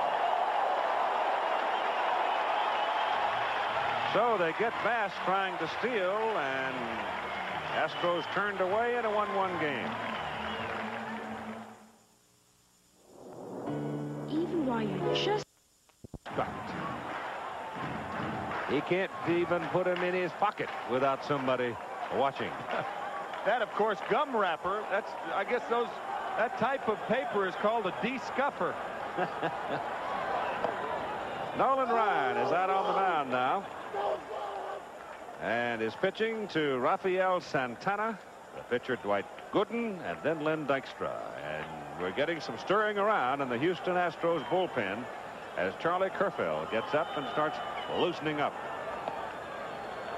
And Noli misses inside. 1 ball and 1 strike to Santana. That's big, Charlie. I don't know if we've got it up or handy or can show it to you, but the behind-the-back catch he made the other day was absolutely hilarious. Off Gary Carter. Carter almost dehorned him, and he flagged it behind the back, gave him a big point. And away he went.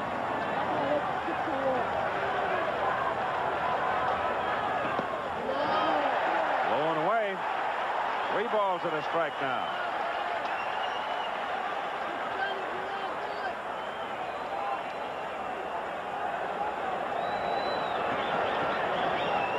One of the reasons Kerfell is up is Hal Lanier may be more inclined to go back to that 100-pitch limit with Nolan Ryan. Right. Outside corner, and now it's a full count, 3-2.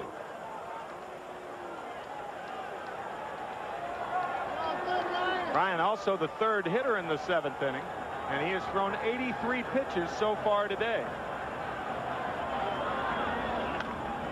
That's popped up and back in the crowd.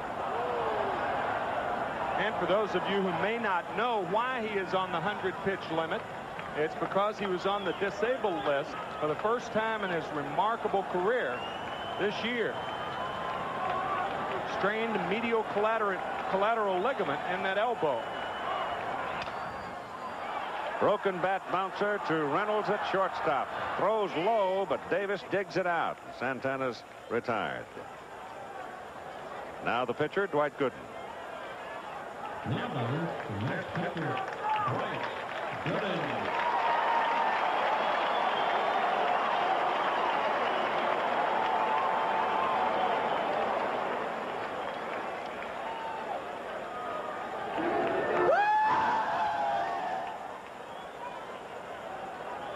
What was that? Blue hair. Strike 1 to Gooden.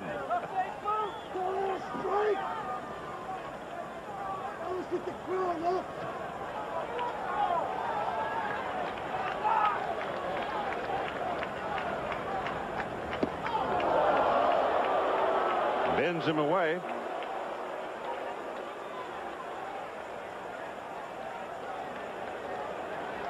You can see that he wears well.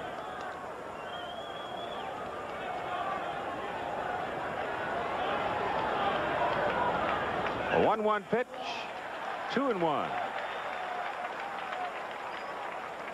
Gooden had 21 hits for the Mets last year. He did not fare that well this year, only 7 for 81. But he is strong. His only home run coming against Rick Rhoden of the Pittsburgh Pirates last year.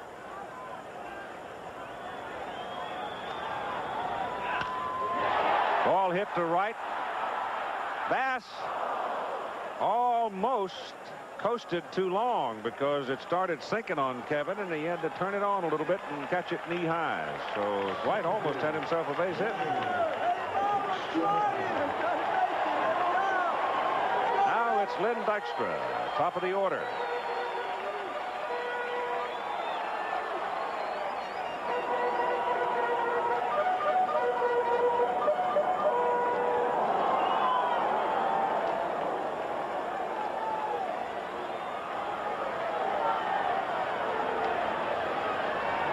Struck out looking, struck out swinging, and this is a high pop-up to the third baseman, Denny Walling.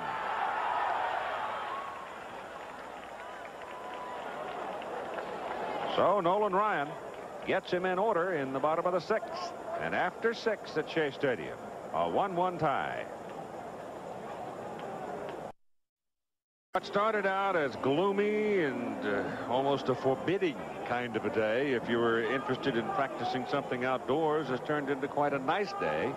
And this will wind up the 3 games at Shea Stadium, and we're off to Houston, back to the Astrodome, where Bob Ojeda will face either Bob Nepper or Jim DeShays in Game 6 tomorrow at 3 Eastern Time here on ABC.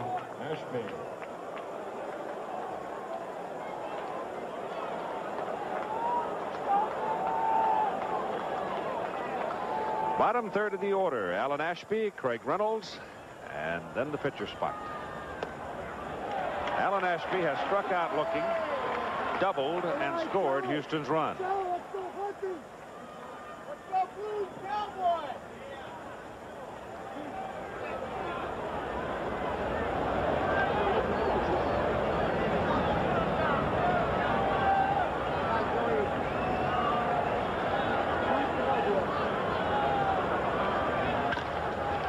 Second baseman Backman. 1 out.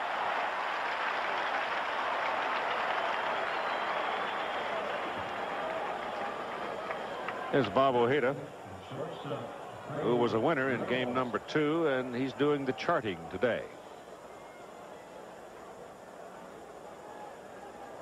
One of the reasons Ojeda has been so effective this year is he has been thrown in with a lot of hard throwers. Ron Darling, Dwight Gooden, Sid Fernandez, and Ojeda the perfect complement for those types of pitchers. Well, he scattered 10 hits the other night, but even though they had 10 hits, he was in absolute control of the ballgame.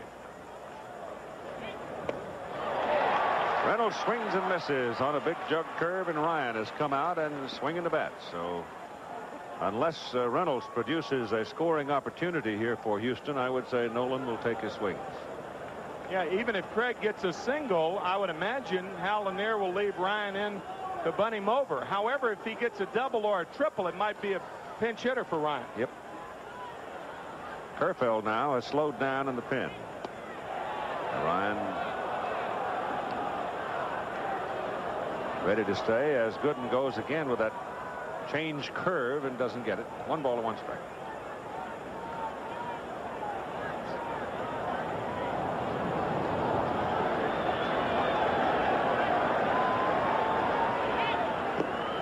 Checks on it.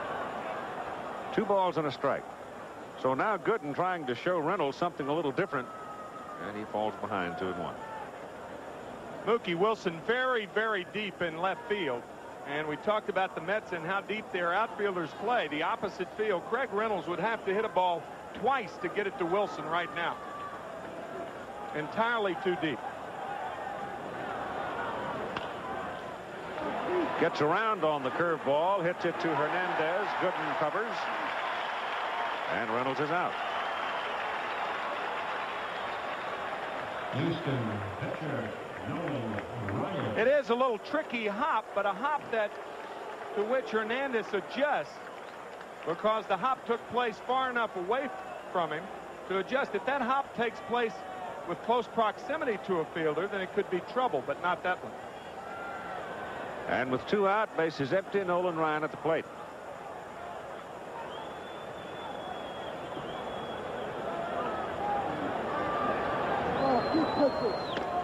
High.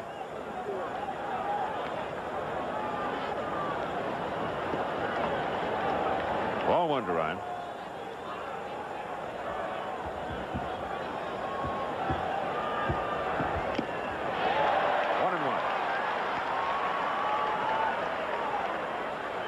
Wasn't a bad cut on that high fastball. Gooden, one of the few pitchers, however, that's easier to handle when his ball's down in the strike zone.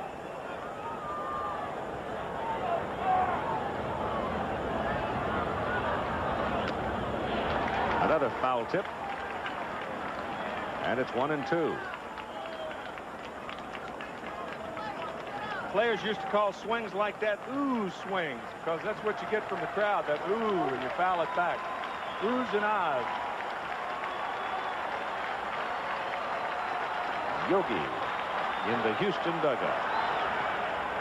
That still doesn't seem quite normal, does it? The Yogi in the Houston dugout. Anytime you see Yogi away from the New York scene of baseball, it doesn't seem quite right. But a good friend of John McMullen, the owner of the Houston Astros, and John asked him to come down and help out this year, and he obliged, and glad he has. Much foul right side. Yogi was talking about his World Series mementos the other day.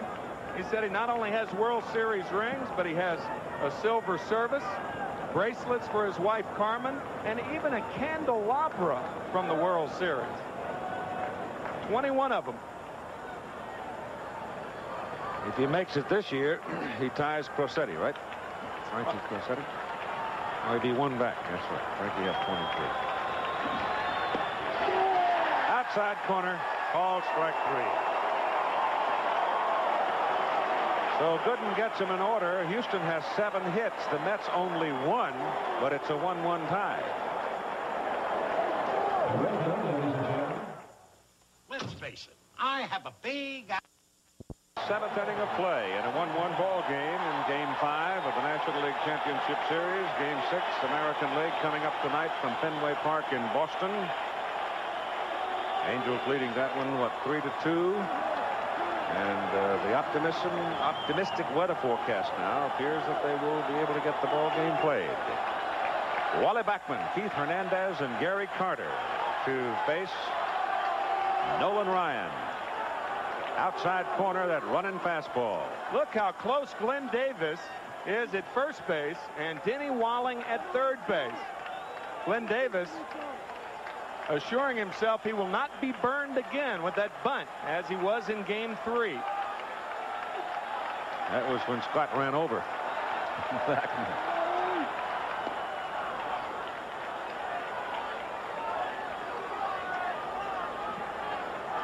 Of course, with 2 strikes now, Davis is back into his position. Backman has not tried a bunt with 2 strikes this year. However, Lynn Dykstra has tried to drag bunt with 2 strikes on 3 occasions this year.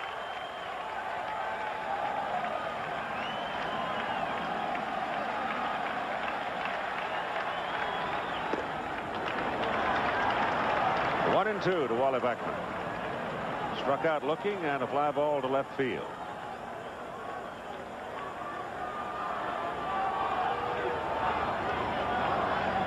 He's hummed it up there 3 times in a row at 90 miles an hour.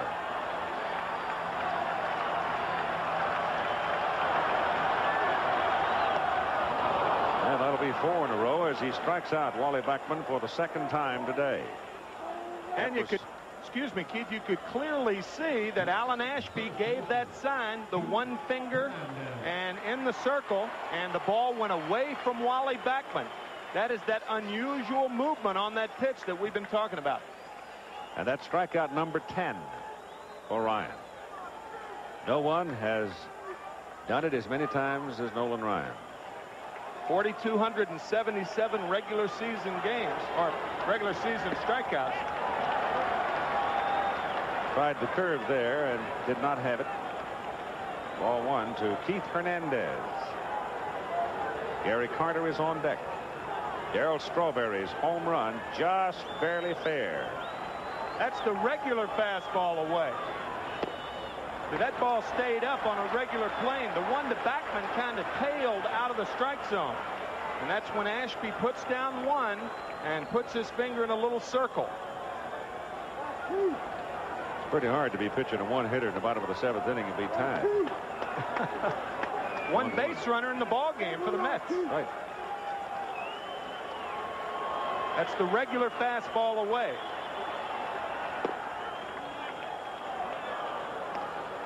Well, now, it's regular in a sense. Yeah. Well put. Regular old 92-mile-an-hour fastball. That's hit to right on the nose. Bass will play it. And Hernandez is aboard with the Mets' second hit of the ball game.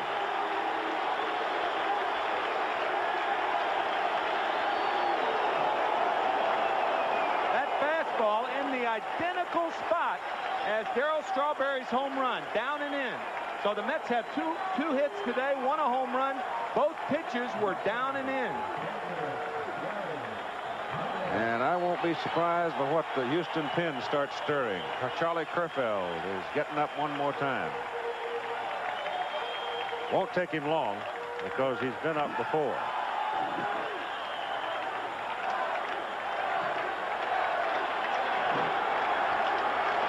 Gary Carter with one out, and Hernandez at first base with Strawberry to the on-deck circle.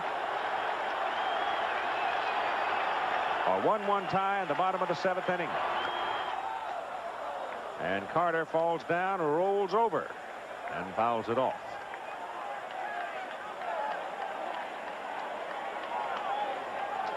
That ball off the front foot of Gary Carter.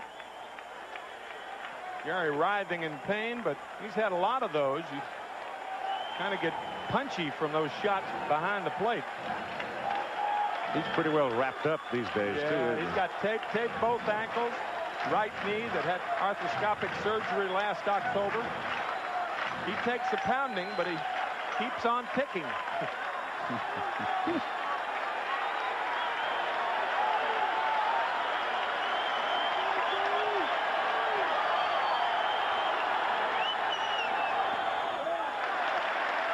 Just low.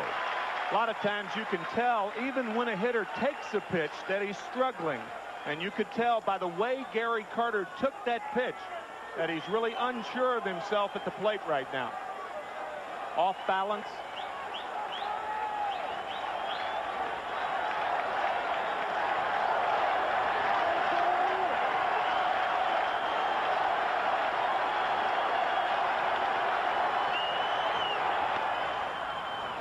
Foul, past third.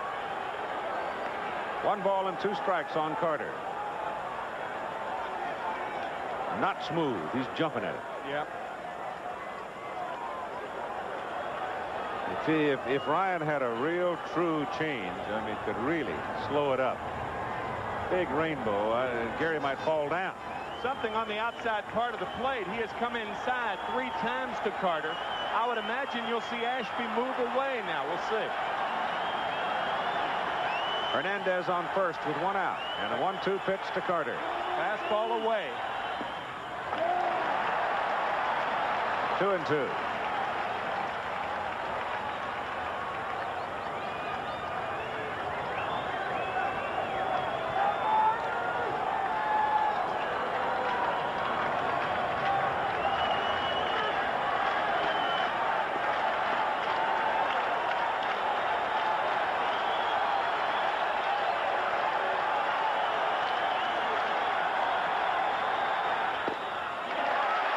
Almost got him to bite.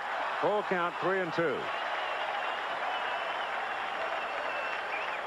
The big difference at 2-2 count and 3-2 count, because now Hernandez will be running in all probability, thereby staying out of the double play unless the ball is really smoked to Reynolds or to Doran.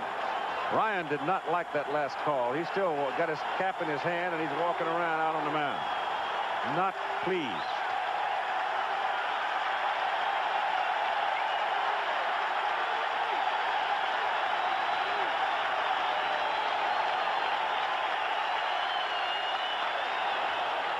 High, towering, way up, Papa, mile high. Reynolds, the shortstop. And 2 down. And Keith, I can't believe Keith Hernandez was not running on that play. Regardless of how a hitter's going, I mean, Gary Carter is basically a contact hitter, but Keith Hernandez was not running. Darryl Strawberry coming up. This his last time up. And watch the flight of the ball. It just curls around the foul pole for a home run to tie the game at 1-1. Now with 2 out, Strawberry stands in against Ryan. You think he'll see anything inside this time? Well, that's where you have to pitch him, but not then. Ran that fastball down and away. Swinging strike. See that ball down and in. If you lift that same pitch up about 6 inches, that's where a pitcher really jams a left-handed hitter. And good low ball hitters are more easily jammable than a guy who hits the high fastball.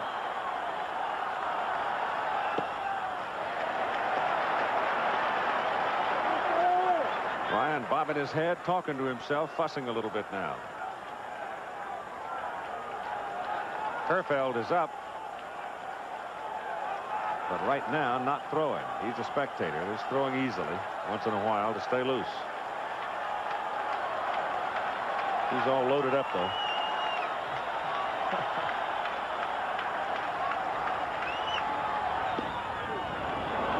One ball, 2 strikes now to Strawberry. Well, he had 2 strikes on him all ago when he hit the home run.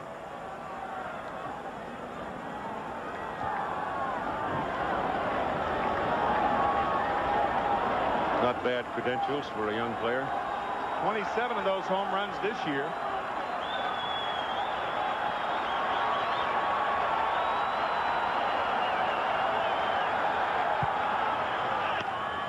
High in the air, coming back out of play. There's that running fastball again.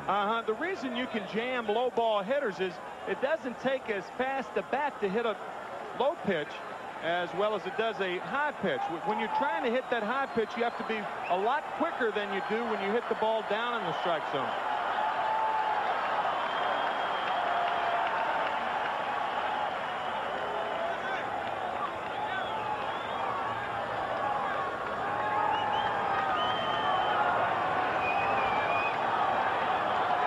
One-two to Strawberry. That got a few woos out of the crowd. It was close. But Joe West didn't give him the call, and that's the second time in this inning Nolan's been prowling around the mound.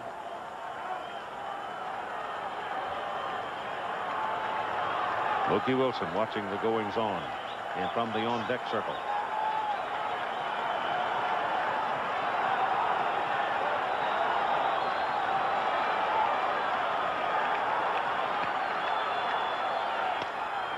Foul ball, left side. Never did get everybody in the stadium today. There's quite a few empty seats about.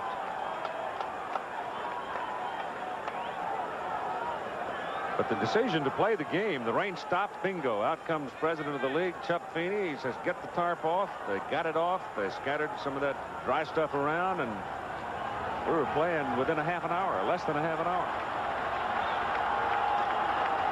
And the weather's gotten better and better and better.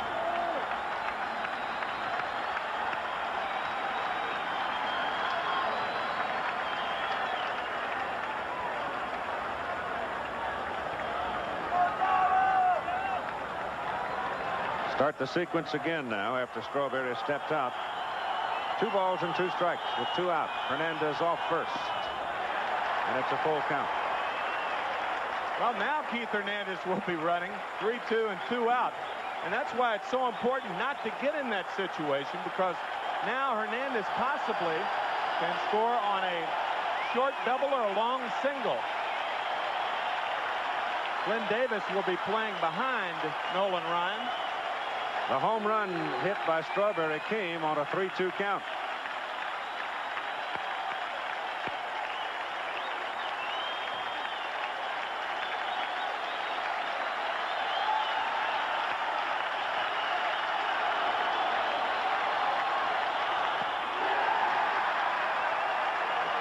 Ryan again now showing some frustration on the mound as he walks Strawberry, and Hernandez goes to second.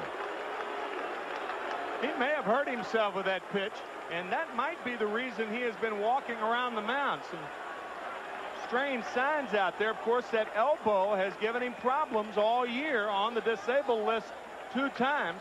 Let's see if we can pick anything up with this pitch. Oh, yep, that elbow, you can see him writhe in pain. But it appears to be all right. Of course, we mentioned in the second game of this series the fact that Nolan Ryan will have to make a decision this year as to whether to undergo surgery or not, similar to the Tommy John operation. Kerfell waiting in the bullpen for the phone to ring. Mookie Wilson comes to the plate now with Hernandez at second and Strawberry at first. And Wilson has struck out twice today, swinging. 2 out. Mets in the bottom of the 7th inning at a 1-1 tie.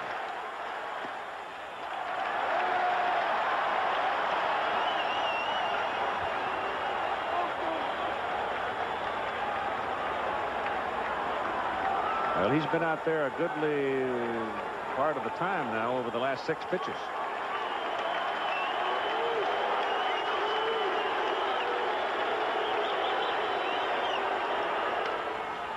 High pop to the left side for Jose Cruz, left fielder, and he makes the catch.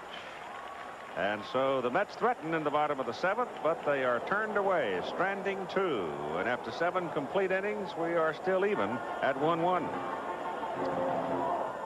Birth control? A father caught in 2 worlds. I'm 15 years old. You're 15 years young. Trying to understand. You blew it.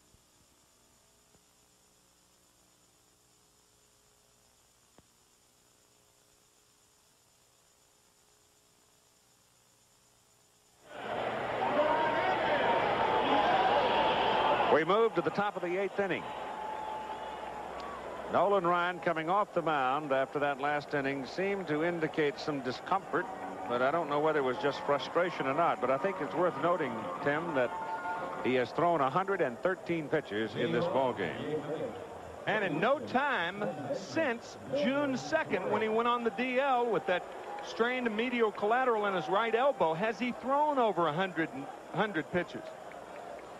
Dwight Gooden, on the other hand, as he faces the top of the order for Houston in the top of the 8th inning, has thrown only 88 pitches. I'll tell you, Keith, as much as anything, I think this ball game and this series so far has shown how evenly matched both these ball clubs are. Doran puts it on the ground. Past Gooden. First baseman Hernandez covering. Nobody at first. Gooden late getting there. Thought perhaps he had a chance to make the play on the ball and did not. And it's base hit. Bill Doran. This is an absolutely perfect bunt. Doran bunts it hard enough. Gooden gets off the mound but can't get to it. Hernandez is made to field the ball and has no play. And Billy Hatcher comes up. Now Hernandez will go in and tell Gooden one of 3 things. He'll say, when I break, count 1001 and throw home. That'll give me a chance to get closer to the bunt. Or when I break and come back, throw over to first base 1 or 2 times. The third thing is when I break, step off. And that prevents that runner from taking off the same time Hernandez does. We'll see which one is in effect right now. Hatcher has had his conversation with Dennis Menke, a third base coach. Bill Doran now healthy after a severe groin pull. Good speed on first base. And you saw Hernandez take 1 step in and then break back.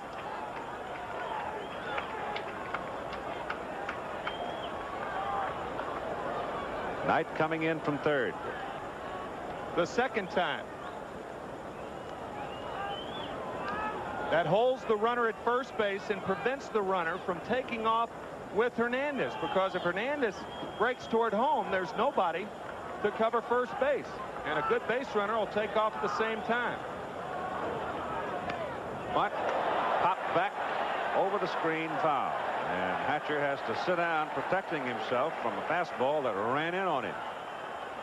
That's the old Casey Stengel theory in bunting situations. When a hitter squares around, throw the ball high and tight. I think Gooden did it inadvertently more than anything else. That was just a high fastball.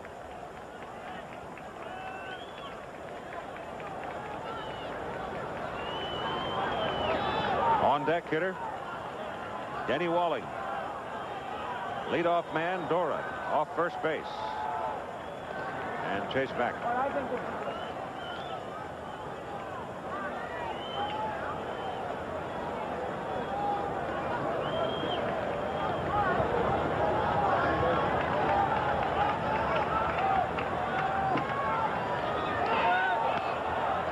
Butts down. Rolling, rolling, rolling, rolling. And Hernandez, letting it roll, suddenly grabbed it. I thought if he'd let it go, it probably was going to go foul, but he decided to heck with that. I got the runner and the ball here together, and let's combine the action, and he got him. And you can't take that chance because it started to roll foul the first time. Doran off on the pitch. Now watch. Now it wanted to roll foul. Now it kicks, and now it's too late. Hernandez has to make a decision, and it appeared he made the right decision. You know what? I think he hit the ball, too, with his foot. Hatcher? No, Hernandez. Hernandez? Like could have. He did barehanded at the last minute, but that ball was going to go foul, then it kicked back fair. And then he made the right decision as far as I'm concerned. Yep. One. Yeah. Denny Walling is up there with Doran on second base now, and one out. And the pitch is low inside, blocked by Carter. Walling singled back in the first inning. And in his next two appearances, hit fly balls to left field to Mookie Wilson. The Mets are in a situation where they do not have to pitch to Denny Walling. First base is open. And what that means is you're really never in the hole. You can throw him breaking balls behind in the count, and if you miss with him, so what? Teresa Walling there.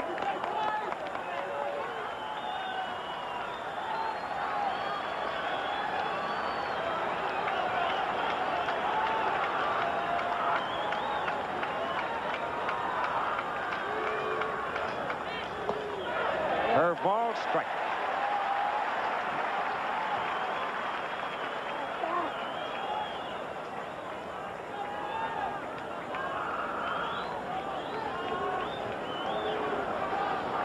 Glenn Davis on deck. One out, one on.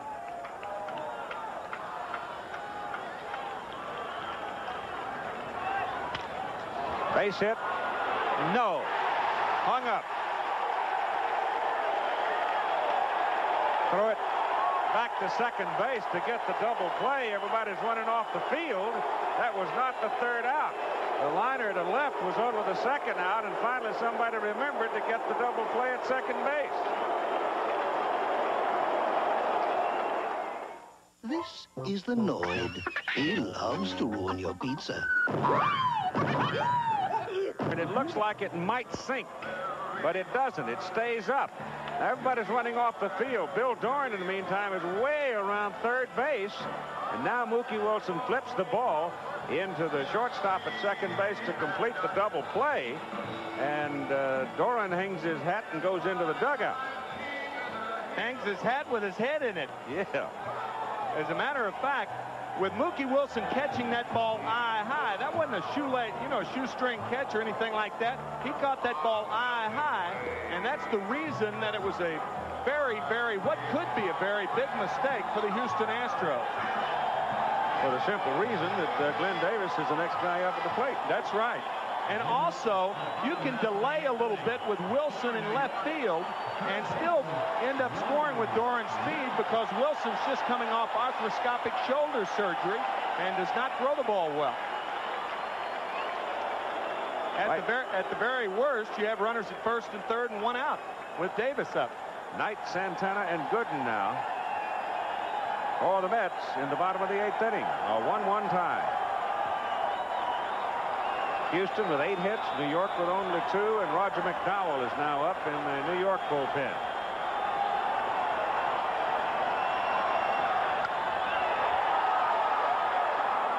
Kevin Bass drifting back in right field makes the catch. One down. There's Nancy. frustrated a bit over her husband's fly ball to right in a tie ball game. And here's Rafael Santana coming up now. Hitless in 2 trips today. Nolan Ryan still out there.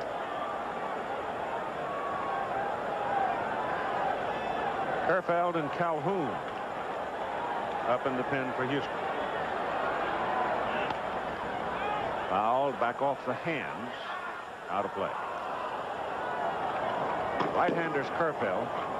Calhoun is the left-hander. He would be a situation pitcher under this circumstance, perhaps one man.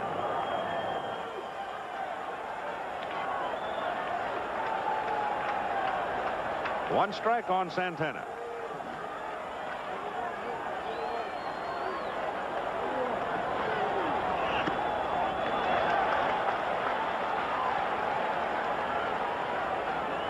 Dwight Gooden touched for 8 hits, but he's still even. Loading up the bat. McDowell might get a call here for his 2nd appearance in the championship series. He came in after Fernandez, and Santana swings at a pitch that was up too high, and he knew it. So he kind of cock his head and walk away.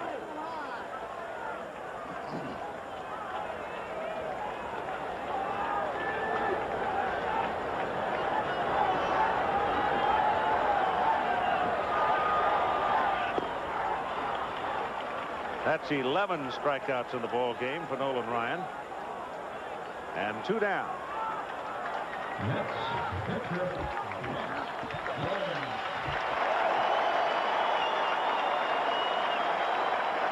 Round of applause for Dwight Gooden as he comes up now with 2 out. I never will forget a remark by Johnny Keane, the manager of the Cardinals, after the '64 series when Bob Gibson threw over 150 pitches and beat the Yankees 7-5. Well, Bob went out after Phil Lentz and Clete Boyer hit home runs, and he asked Bob, he said, "How do you feel?" And he said, "I'm fine."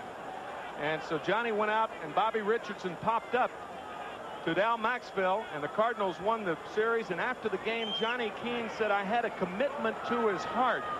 And I think Hal Lanier has a commitment to Nolan Ryan's heart in this ball game.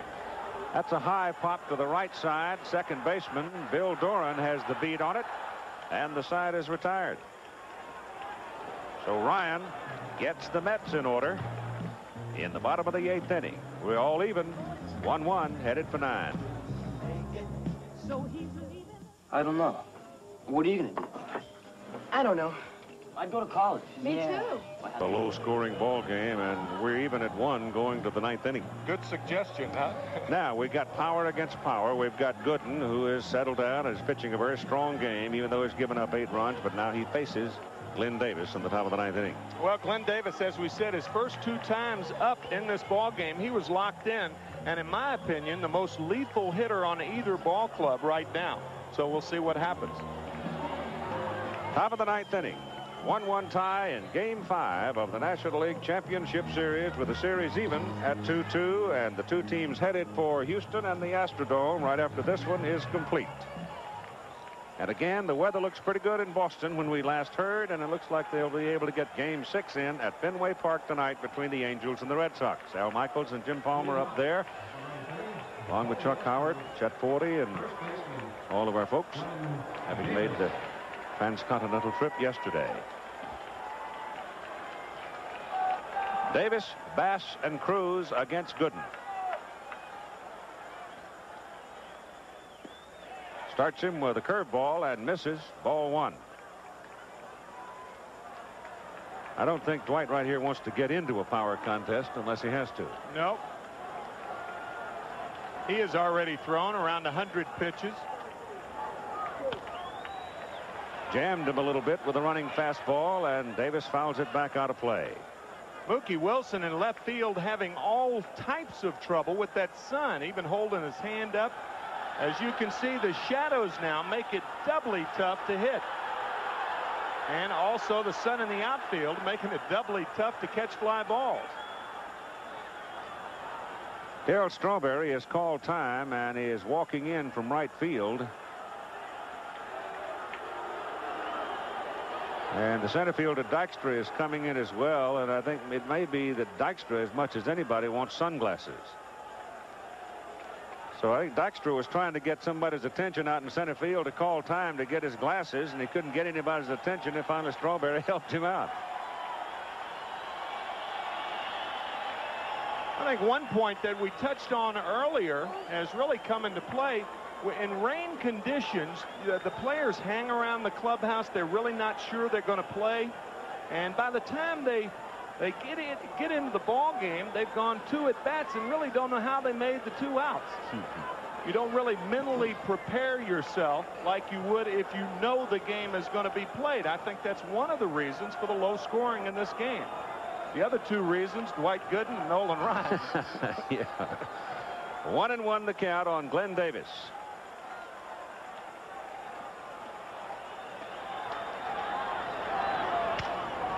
Did not get all of it. Broke his bat, and the shortstop Santana makes the catch for out number 1. And Dwight breathes a bit of a sigh.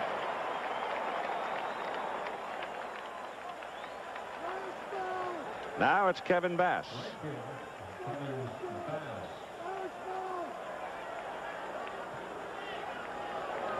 Dave Smith is now up in the Houston pen. Smith was tagged by Dykstra for the winning home run, 2-runner, in Game 3 here at Shea Stadium. A game in which Houston had a 4-0 lead going into the 6th inning. Pitch is inside to Bass for ball 1. Kevin has 2 singles in today's game.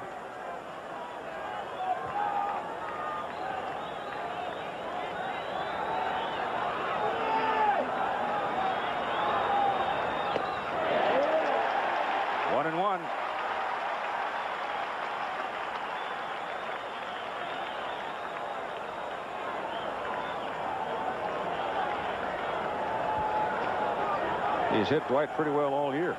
He had a home run against him July 4th.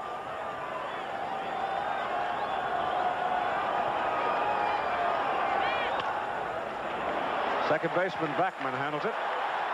2 down.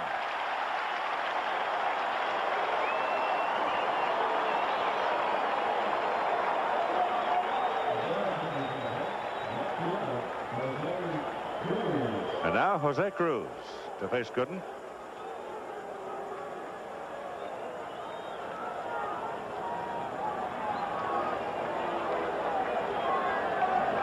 Mets will have the top of the order in the bottom of the 9th.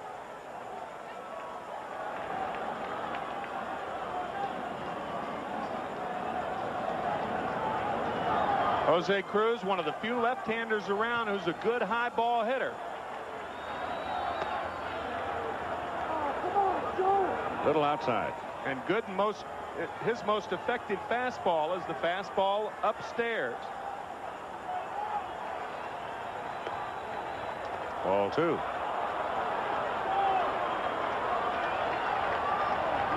McDowell loosened up some an inning ago and has retired.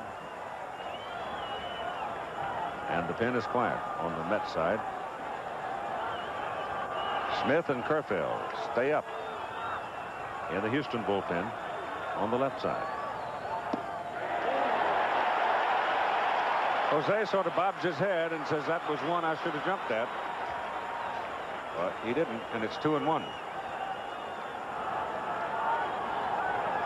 A pretty good pitch. Yeah, it was on the outside part. 3-1. In order to pull a ball effectively, generally speaking, hitters like the ball on the inside half. That's the ball you really hammer.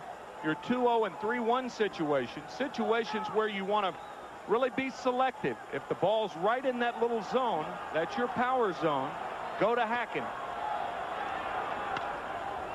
To left for Wilson. Gets a break here because the sun behind the cloud and makes the catch to retire the side. So to the bottom of the 9th inning, a 1-1 tie. Back after this commercial message and a word from your local station. our next show, The Amazing Kreskin. Stay with it. Keep your hands. Move your. Don't stop. Keep your hands. Don't. Gee, I wonder if he's going to do that. I hope so. We'll also have a very fun and safe aerobic workout for you. And a visit from Laura Solomon. 5-4 Houston when Len Dykstra came to the plate in the bottom of the 9th inning against Dave Smith. And he hit it out of here, and the Mets won 6-5. Well, he's facing Nolan Ryan today, who's thrown 120 pitches, leading off the bottom of the 9th inning in a 1-1 tie. And the pitch is inside for ball 1. Smith and Kerfeld up and throwing and ready in the Houston bullpen. So Ryan chased him off the plate with that first pitch inside and low. And comes outside, and it's 2 balls and no strikes.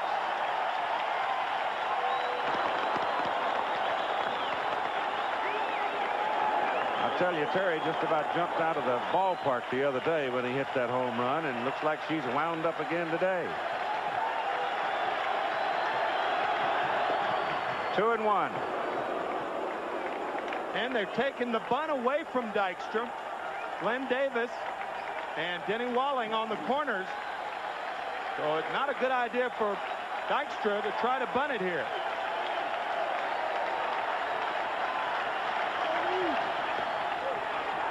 Strike 2.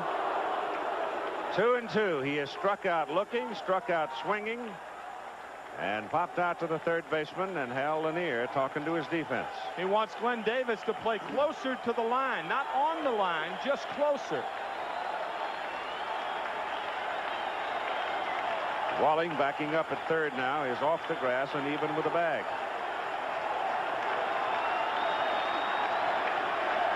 Two-two pitch. Hit, little soft fly ball to right. Bass coming on and makes the catch. 1 down.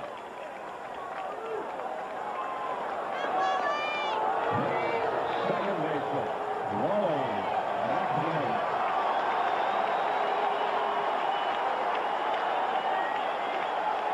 Wally Backman. Struck out twice today. Hitless in 3 trips. Again, the threat of the bunt here with Backman. So the corner people move in. Davis at first, Walling at third. And the pitch is high and away.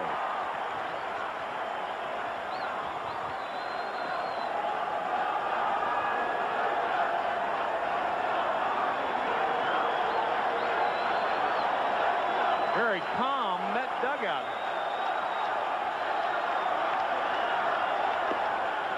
One and one.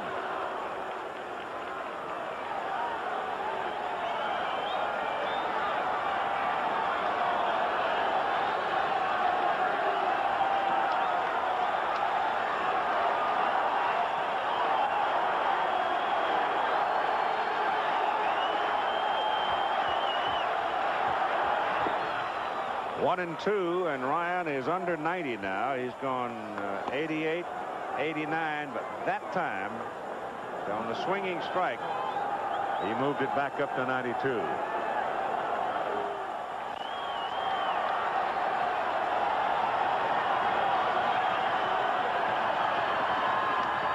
Wow.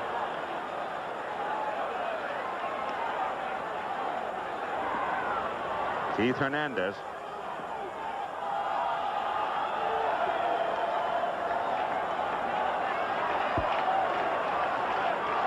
Dykstra led.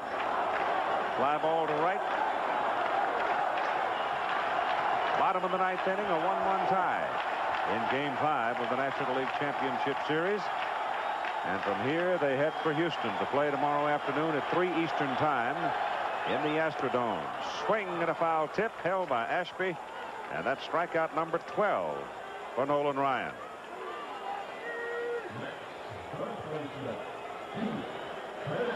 The Ryan Express continues to blow people away, and he just blows Wally Backman away. That's pitch number 130.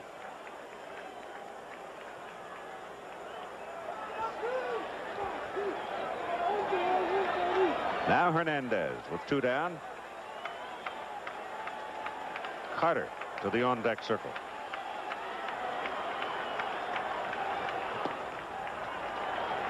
Ball 1. Really admire Hal Lanier. For the first 2 hitters, Len Dykstra and Wally Backman, he was not playing his defense on the line, but now down at first base, Glenn Davis is on the line with Keith Hernandez, a guy who is much more of a pull hitter than Dykstra or Backman. Lanier not following the traditional line of managers by just putting guys on the line with no reason whatsoever. 2 balls and no strikes to Hernandez. Ruth's watched a lot of them, hasn't she? Certainly has, but she's never watched a World Series game where Nolan Ryan has participated.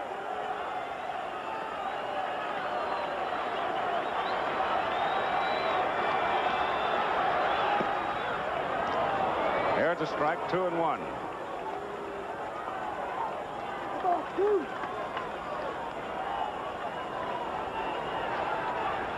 Well, you go back to that second inning, don't you, when you start recounting it.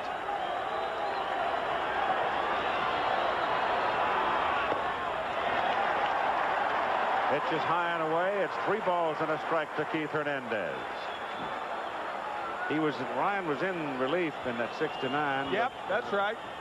We're not sure the Ruth was there. Yeah. No, we're not, but that was the only World Series that he participated, but that was before he was established as a star in the major leagues. Ball is hit high in the air and will stay in the park. A lot of room for Kevin Bass as he angles over to the line and makes the catch for the 3rd out. So Nolan Ryan, headed toward 140 pitches in the ball game, goes 9 innings. He's allowed 1 run and only 2 hits and struck out 12.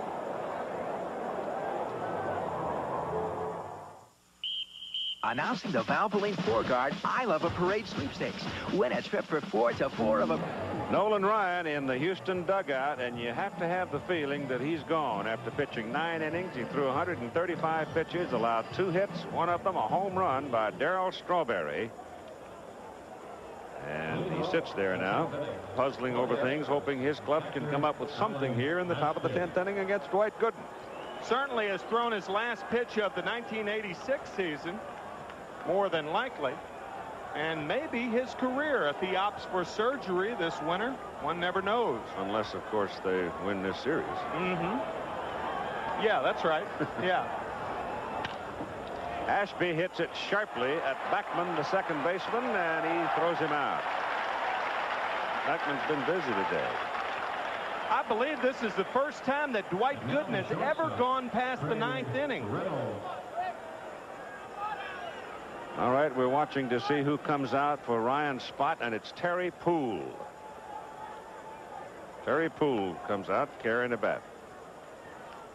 This, to my knowledge, now we're not sure on this, but to my knowledge, it's the first time that Dwight Gooden has ever recorded an out in the 10th inning. He has never pitched past the 9th inning in his career. So he gets Ashby to bounce out to the second baseman, and here is Craig Reynolds, the shortstop, who's hit into a double play and singled in 3 trips. And it's a strike to him.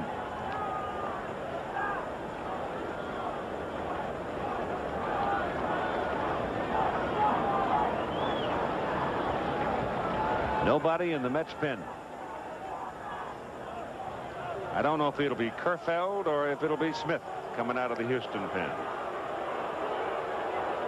Al Lanier said that if he had that situation of Game 3 with the Astros leading in the 9th, that he would do the same thing and bring in Dave Smith. We'll see. Coach, he likes Smith protecting. Yeah, that's right. Tie ball game, he likes Kerfeld. A lead, he likes Smith. Dandy curveball.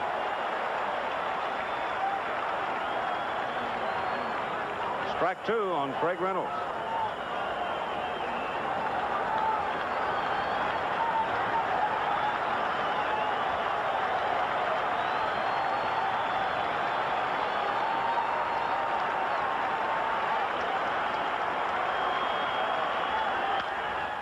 To the right side, one-handed by Backman. He has 2 putouts in this inning.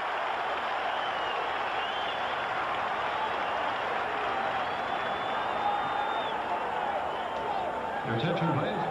For the Astros, batting for pitcher Nolan Ryan, number 21, Terry Poole. Backman's had the ball on his side 8 times today. Major league record in a 9-inning ball game. Of course, we're in the 10th now, but the major league record is 12, held by many second basemen, 12 assists. Terry Poole now steps in. The Canadian who lost his job literally to Kevin Bass. He was injured. Bass came in and played very, very well, and Terry was never able to move him out. But he's a tough guy coming off the bench. 2 out, nobody on in the top of the 10th inning. Gooden's curve now is wicked. He does have a tendency to get stronger as he goes along, but he's never gone along this long. Terry Poole, as you saw, 1 for 1, 10 for 19 in the 1980 series.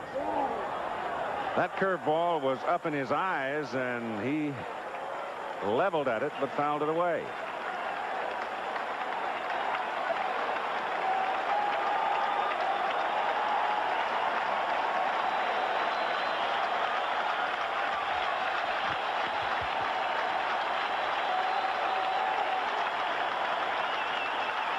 A 1-1 tie in the top of the 10th inning. Over the pitching mound, out toward center field, flagged by Santana, stopped by Backman. Poole's aboard, base hit. And stepping up, second baseman Bill Doran. Santana gets to it, might have had a play.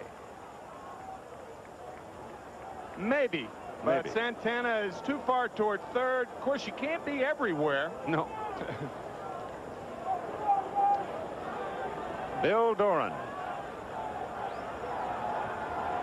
He's the top of the order now with 2 out and Poole at first base. Terry Poole has been bothered with a chronic hamstring problem throughout the 1986 season. But it appears to be well now, and when it's well, he runs well.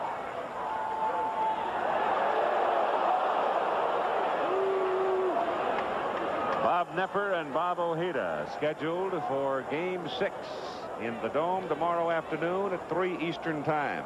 They're left-handers.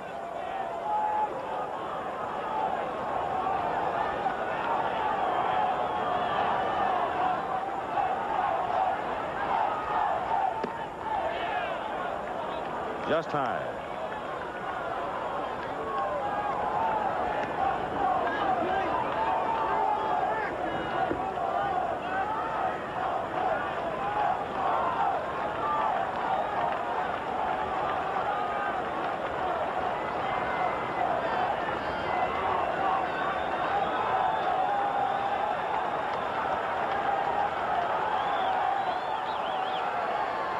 Poole edges off first.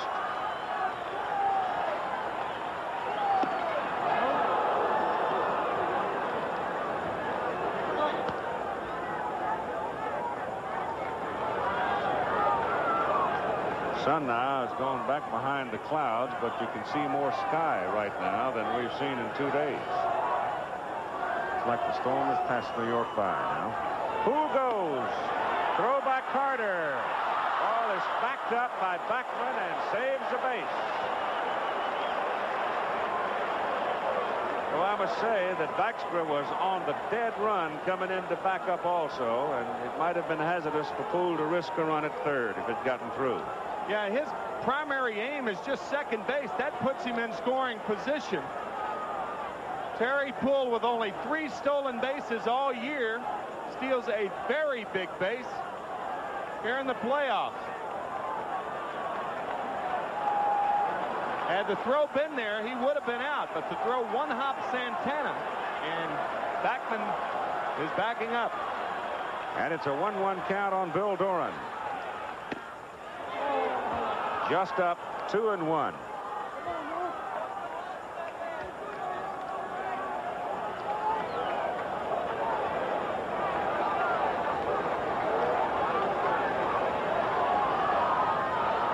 Some of the folks that didn't get in today. Some of the folks who did get in without a seat, but plenty of empty seats. I'd have been trying to make a deal with somebody so I could sit down if I had an SRO ticket. It is 3 balls and 1 strike to Bill Doran. And now, Dwight Gooden's got to do some pitching. Well, and you got to figure out, would you rather pitch to Doran, a 276 hitter, or Billy Hatcher? Billy Hatcher, a right-handed batter, and I don't think they're going to give in to Bill Doran in this situation. You might see another curveball. Not with first base open. He's on. Some walks are good walks. Other walks are bad walks. That was a good walk if you're playing the percentages. Because I think with the go-ahead run at second base, you would much rather face Billy Hatcher than Bill Doran, especially if you're a right-handed pitcher.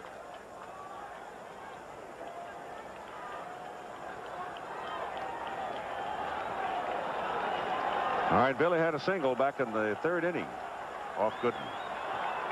Who is the lead runner at second base?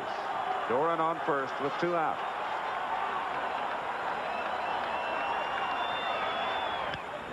Foul back.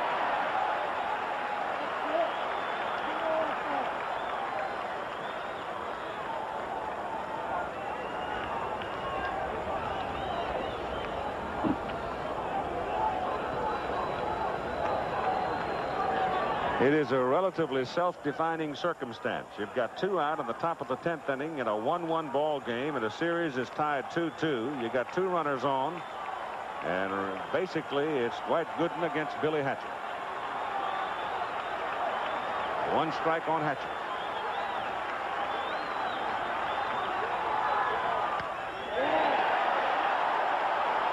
Billy clutches at his bat. That was a pitch he thought it could and should have handled.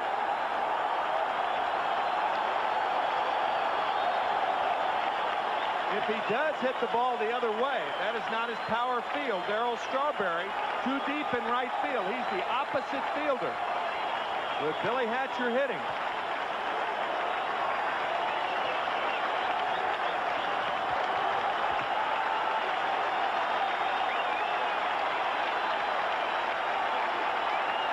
Two-strike pitch.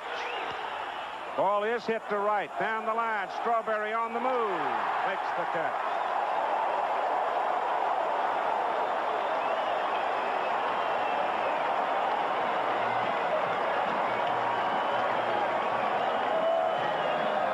The Houston Astros strand 2 in the top of the 10th inning in a 1-1 tie. And back after this word from your local station. I'm David Hartman. Weekday mornings, we talk with the people you want to hear from, movie stars, TV celebrities, sports greats, and music superstars. Join us weekdays for Good Morning America.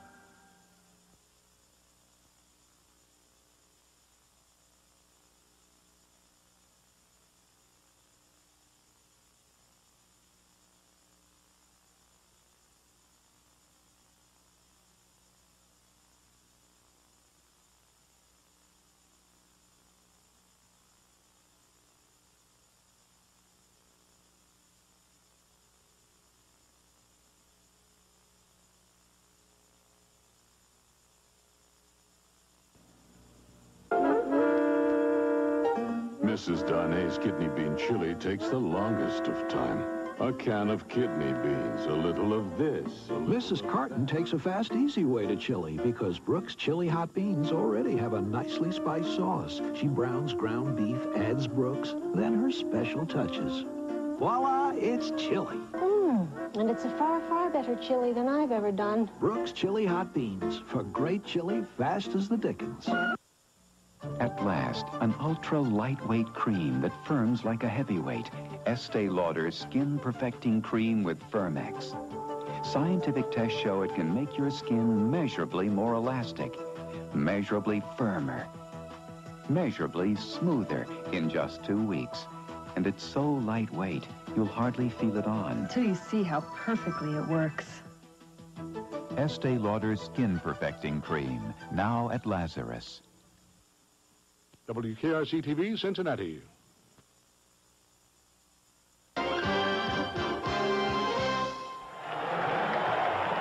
Anything that has the suggestion of rally around it is now being extricated from whatever it's been in, including the Mets version of the rally cap. Charlie Kerfeld is on in relief of Nolan Ryan. He pitched in Game 2, got a double play. He came in Game 3 and got 6 in a row. What did he get? 3 in a row. So he's done his job each time he's been in the ball game. And now he's pitching to Gary Carter, Darryl Strawberry, and Mookie Wilson. A 1-1 tie at the bottom of the 10th inning at Shea Stadium in New York. The one thing about Kerfeld, he can get very wild if the Mets allow him to. Mets, however, on the other hand, a free-swinging ball club.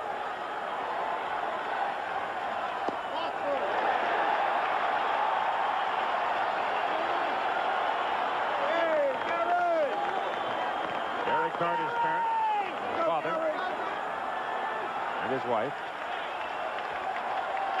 And a dead bat in his hand. That's a hard shot at third base. Denny Walling handles it well and throws him out. Good play by Walling, guarding the line. That's right. And with a guy like Carter, you have to respect his ability to pull the ball, and that's why Hal Lanier had Walling on the line. In the early innings, this would have been a double, and nothing is going right for Gary Carter in this series. Darryl Strawberry inside.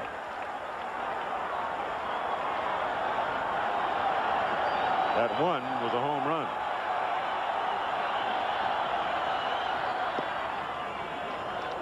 Count is now 1-1. Strawberry hit it on a 3-2 count in the bottom of the 5th inning.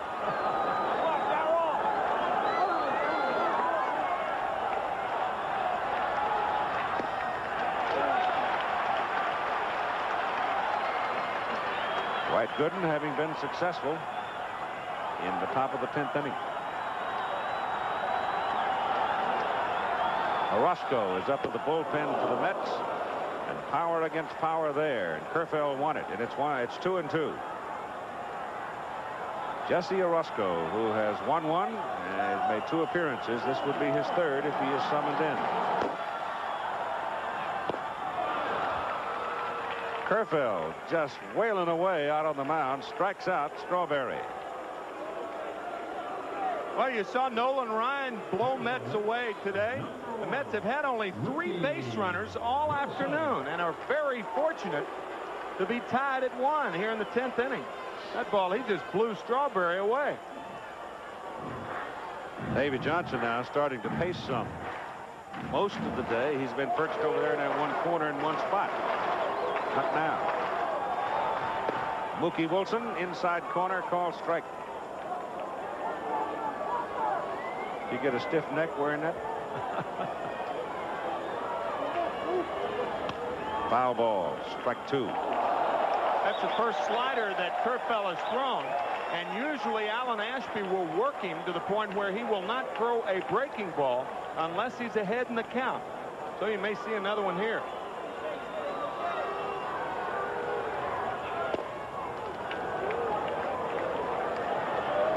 He's popping it, isn't he? He certainly is.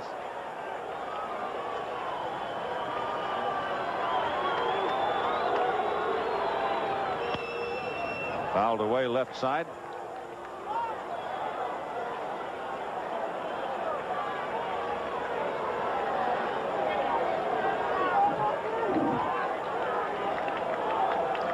Carson City, Nevada.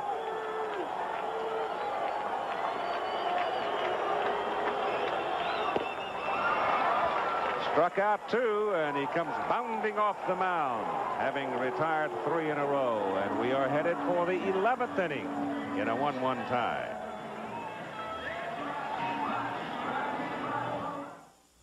There are lots of furnaces you can choose for your home, but for the most efficient energy. But he got the win. He was the winner the other day when Lenny Dykstra hit his home run to win it in the bottom of the 9th inning.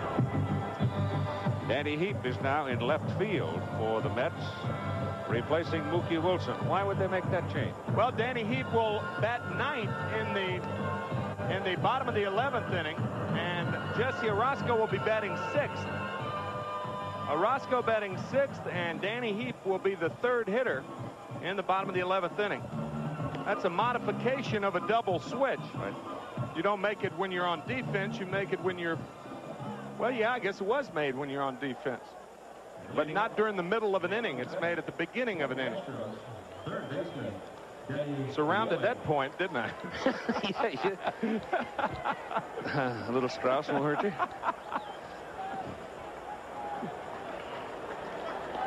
All right, Denny Walling, Glenn Davis, and Kevin Bass are coming up here in the top of the 11th inning. And coming up tonight at 8 Eastern Time, Game 6 of the American League Championship Series. Al Lanier usually pinch hits Phil Garner against a left-handed pitcher in a spot like this, but not here. Interesting. Foul back.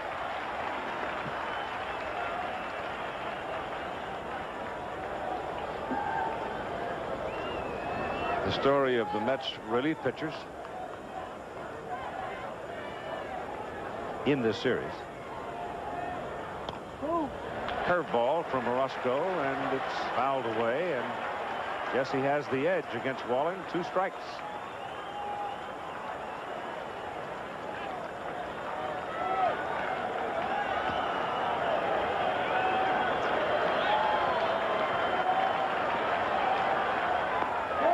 Went fishing and struck out.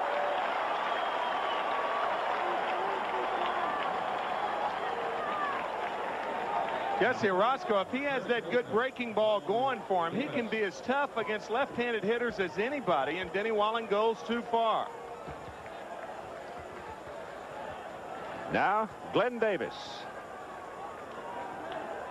We are in the top of the 11th inning. If you're just getting home in time to have a look at it, it's 1-1 between the Mets and the Astros. The series now moving back to Houston as of tomorrow afternoon, 3 Eastern Time. And, of course, tonight here on ABC, the American League Championship Series out of Fenway Park in Boston between the Angels and the Red Sox.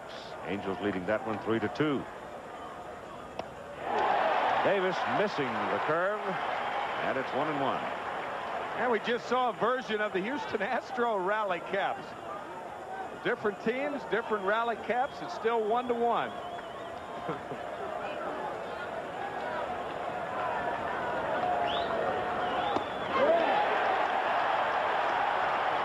Well, that one looked like it was right down the heart of the plate. Well, that's what that breaking ball will do to hitters. It'll make them tentative on the pitches that technically is their strength.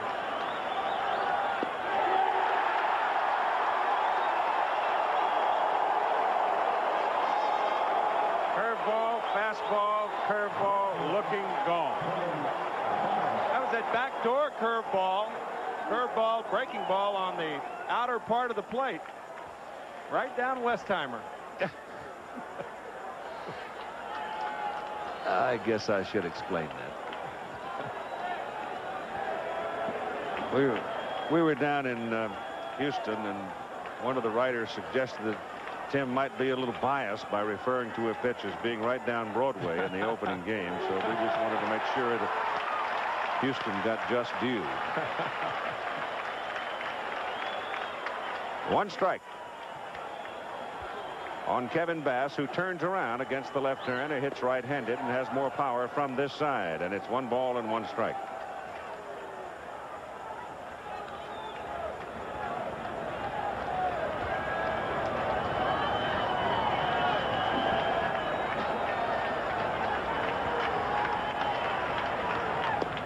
Oh, look at that thing snapping there. 1-2 to Bass.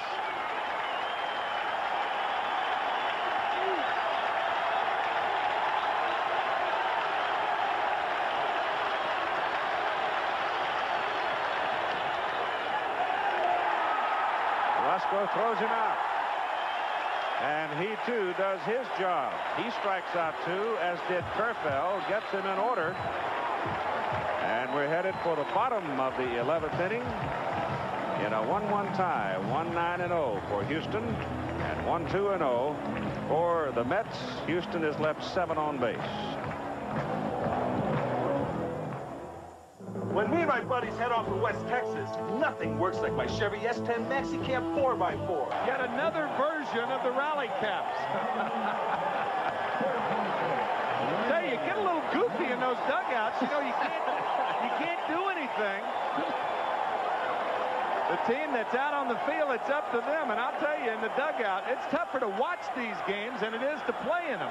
And you've seen how tough it is the last 2 innings with the pictures of the rally caps. Charlie Kerfeld, 6'6", about 235 or so pounds. Stomp it up and down. And ready to pitch now to Ray Knight, pinch hitter Lee Mazzilli, and then Danny Heap. It'll be Heap's first time up as well.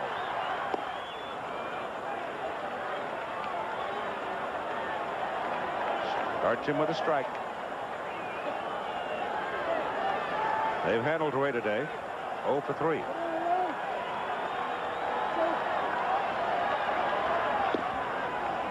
Outside corner. Kind of get the feeling in this game that nobody's ever going to get another hit. You do, don't you? Another night in New York. No contest, yeah. Finish it after breakfast. Game called on account of pitchers too tired. Foul ball left side. Well, the starters, Ryan went 9, allowed 2 hits and 1 run. Gooden went 10 and allowed 1 run.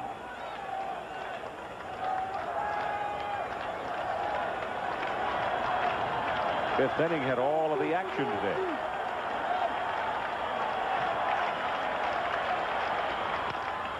Over the middle and flagged down by Doran. Throws and gets in. Pretty good arm shown there by Doran. He is just a fine all-around ball player. Watch how he plants. Of course, Ray Knight is not going to get too many infield hits. Ray is not a fast runner. Watch how Doran plants so he can get something on the ball. Fine play by Doran. Lee Mazzilli now will hit for Santana. Had a pinch hit single in the series.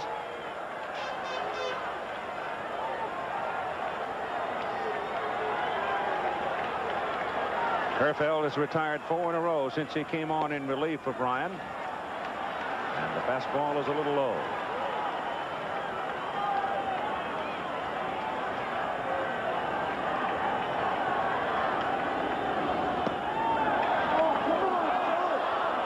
Inside corner for a called strike.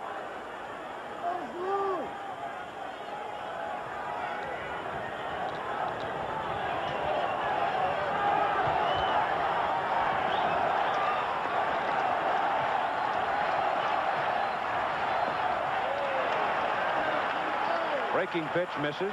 2 balls and a strike to Mazzilli. Danny Heap is on deck, and then you'll have the top of the order. Smith stays loose in the Houston bullpen. 2-2 on the foul back to the screen.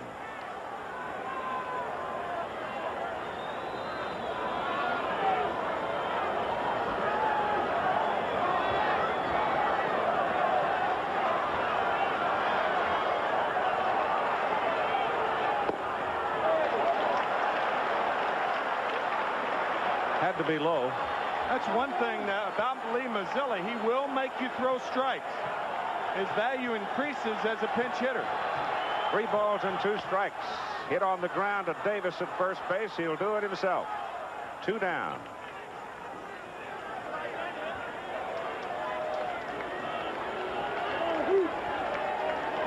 Number 25, left fielder, Danny Heap. If you were the first baseman, this is how you would have fielded it, I'm sure.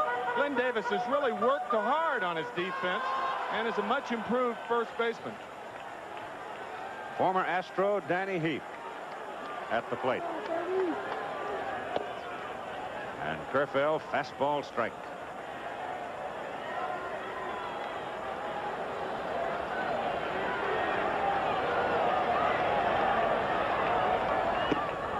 Change, drifts outside. Guarding the lines as Dykstra swings a bat in the on-deck circle. 2 out in the bottom of the 11th inning. That ball is hit sharply, but it's going to be foul into the crowd down the left side. Danny Heap, one of those Astros involved in that dramatic 1980 series against the Philadelphia Phillies. Now he's a Met, and this series is becoming just as dramatic as the 1980. He came to the Mets for Mike Scott back in 1982. Called him out. So Kerfeld has now struck out 3, retired 6 in a row, and we are headed for the top of the 12th inning in a 1-1 tie. As you see, the strikeout pitch by Kerfeld. Thing took a pretty good dip too, didn't it? Yeah, Danny tried to hold up on the slider in the dirt, but he just couldn't hold up. He went too far.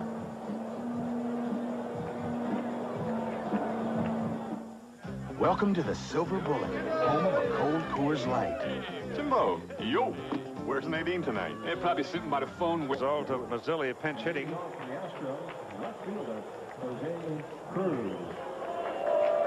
This is the 3rd time in championship series play that we are going to a 12th inning. 1 in the National and 1 in the American. Cincinnati, New York, back in 1973 was a 12-inning affair. Excuse me, Tim, go ahead. Keith. As a matter of fact, before this 3-game set here in New York, that was the only game that the Mets had ever lost here in championship play. They lost 2-1 to the Reds in that 12-inning game. Jose Cruz, Alan Ashby, and we'll see about Craig Reynolds. As Orozco starts him with a pitch that sails outside for ball 1. Jesse got him in order, striking out the first 2 he faced in the top of the 11th inning.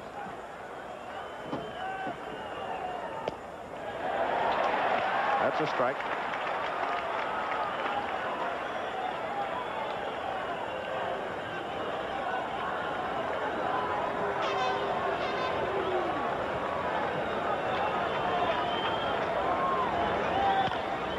High pop left side, may have a play on it. Knight goes back. Elster's there. Knight. We had that situation a little closer to the rail the other day, and Knight was called off of it. But I think the way Ray went back that time, it'd have taken an elephant to run him off the ball. He was going to get it.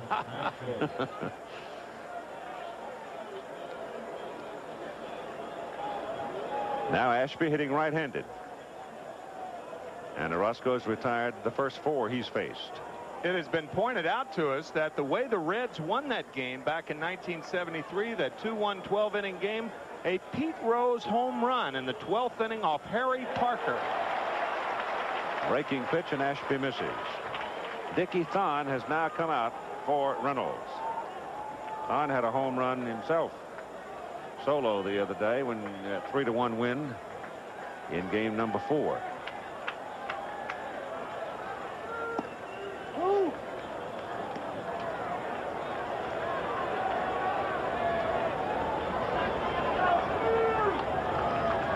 McDowell is back up in the New York bullpen.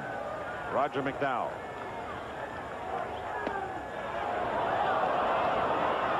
That's 2 balls and 1 strike.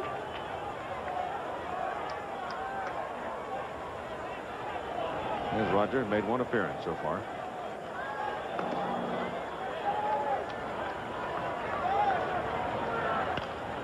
High right side foul.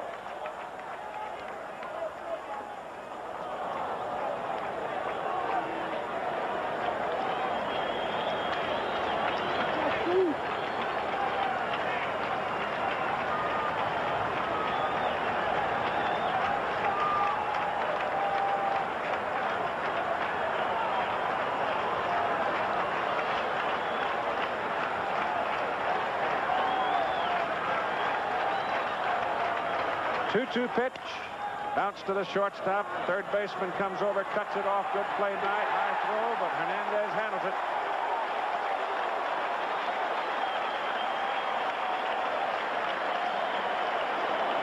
Don't know if Elster would have gotten him. Elster was too deep. What's always amazed me is quickness at third base does not necessarily indicate speed. We said Ray Knight does not run well, but he's quick. Brooks Robinson the same way. The quickest guy, 2 steps, 2.5, 3 steps, but he couldn't run real fast. Now Dickie Thon steps in. That one hit was a home run into the Houston bullpen in left field. Davey Lopes has come out to the on-deck circle now and will hit for the pitcher Kerfeld. That means Smith will be next for Houston. Dave Smith. He was the man shocked by Dykstra. The 2-run home run that won here on Saturday. But he had 33 saves during the regular season. And the man leading off the 12th to face Dave Smith, Lenny Dykstra. 2-1.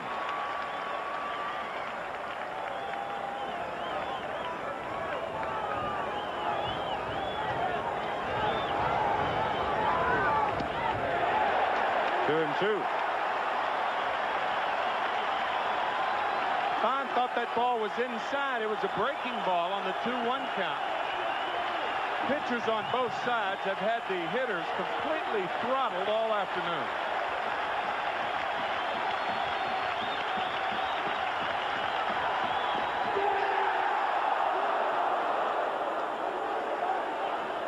Jesse begging it a little bit as he came bouncing off the mound, but no call on it. So now it's 3-2. Orozco trying to go in the back door again, and that ball appeared to go around the plate.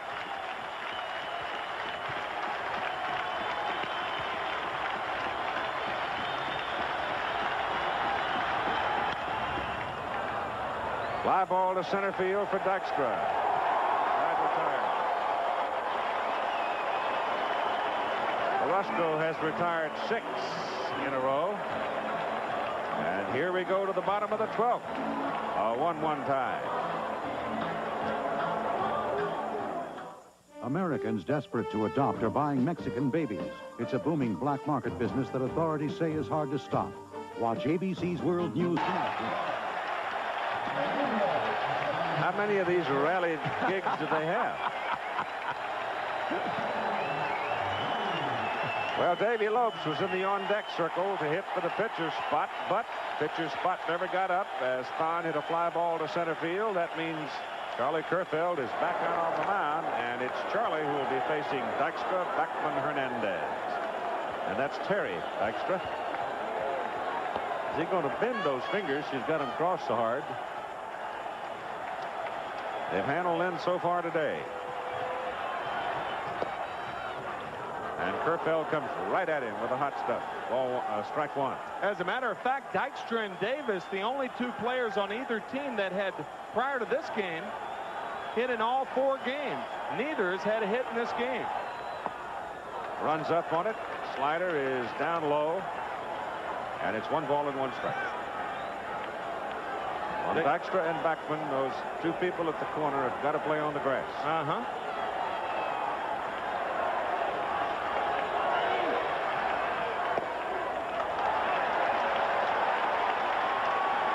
That makes it 2-1.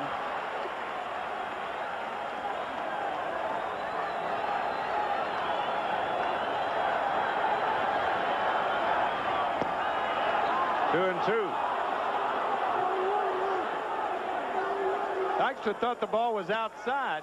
13 Mets have gone down in a row.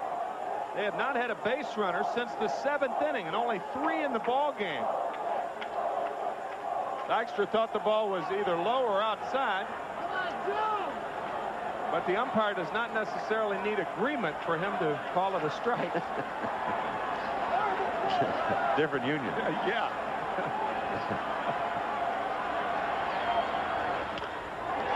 Right at Davis. One out.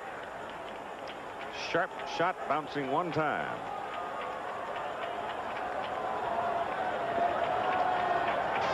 Second baseman, Wally Backman.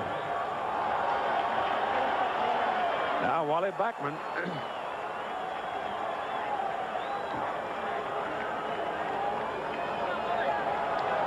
For those who braved the elements and came and stayed, seen a dandy ball game, haven't they?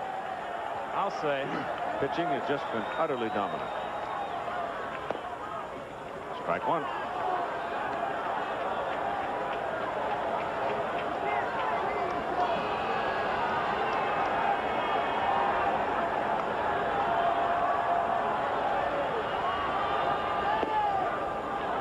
Strike two.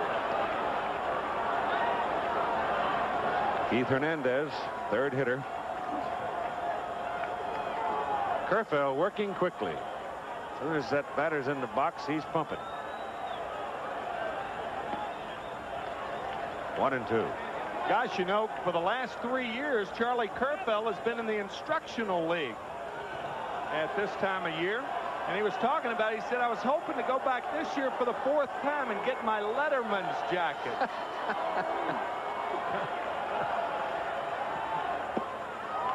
He'll get a Letterman's jacket. Kind he really wants if he keeps working like this. That's right. He had a picture the other day of the Bird up in Boston watching the California-Boston game, Mark Fittrich. But the people who adorn Charlie Kerfell's locker, foul ball, left side, are the Bird, Fittrich, the Boz, Brian Bosworth, the linebacker from Oklahoma, and Jim McMahon. And he also has McMahon's latest poster, including autograph, and practices outrageously up and down the halls of the clubhouse. Whoa, it's off the third baseman. Shortstop Thon picks it up, and Beckman is aboard.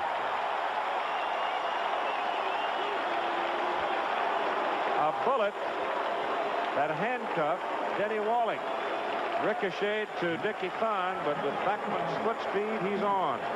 Only the 3rd hit of the ball game, and I assume it will be a base hit. Walling on the line because of Beckman's propensity to hit the ball down the third base line. He was properly positioned, but the short hop just ate him up. It has not been scored yet. I assume it'll be a base hit. We'll see. It was a rip. Hit the ball very, very hard.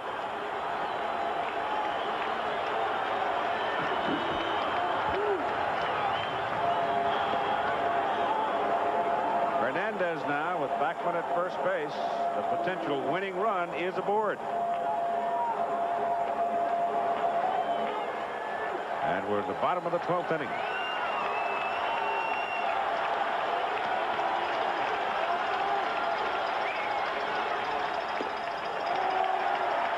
All one to Hernandez.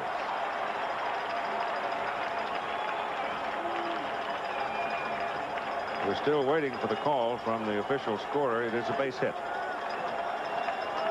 Sort of figured it would be because it's almost unfair not to call it a base hit. The rocket.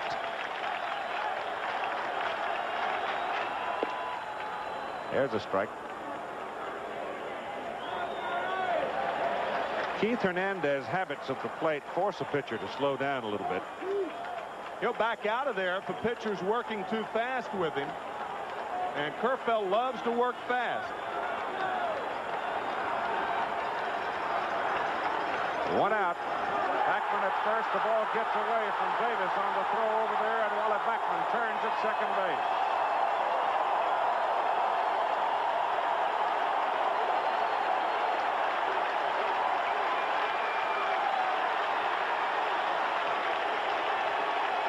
There's no way they're going to pitch to Hernandez now. You're not going to let Hernandez beat you.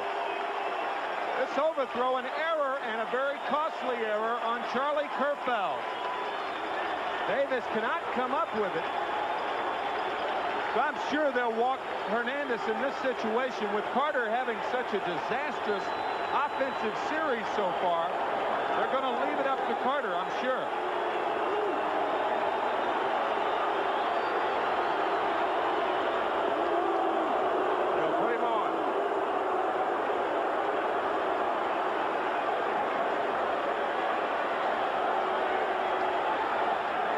And Gary Carter, who is hitless in 4 trips today, he has 1 base hit in 21 trips to the plate in the series, will come to the plate just as soon as they finish the formality of walking Keith Hernandez.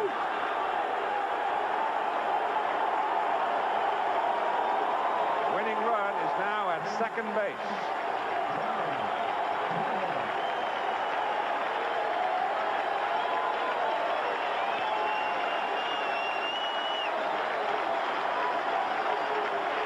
Carter's only hit was a double back in game 2.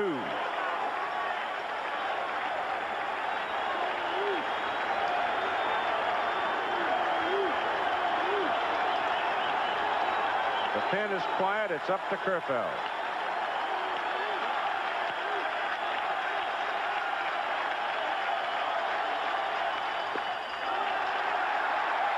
That's ball 1. Because of the strength of Gary Carter, the outfielders are forced to play him deep. Therefore, any base hit to the outfield, regardless of how hard it's hit, I doubt that there'll be a play on Backman at home plate.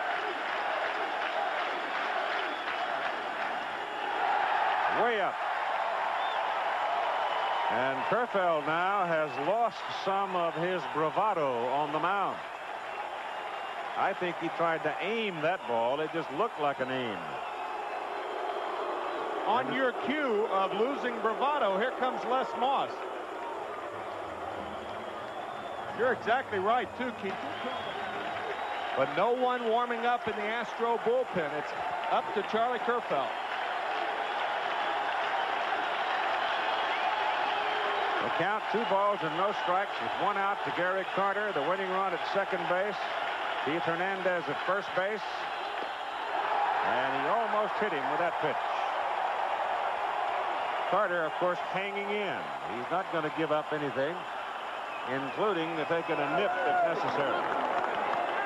Hey, we saw Jeff Calhoun up earlier with Strawberry on deck. I'm surprised that Houston doesn't have a left-handed pitcher up in the bullpen. There's a strike. And that's the easiest pitch Kerfeld has thrown since Carter came to the plate, and now Smith is up in the Houston bullpen. If he walks Carter, it's possible you could see Smith.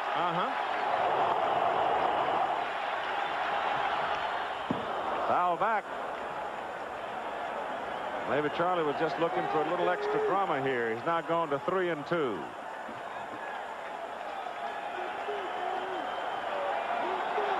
Buckman earned his way aboard with a bullet off the third baseman Walling, ricocheting to the shortstop. But no play at first on Walling. And he moved over to second on Kerfeld's throwing error, trying to hold him close, and he misfired to Glenn Davis. High pop coming back out of play. And Gary Carter is still there.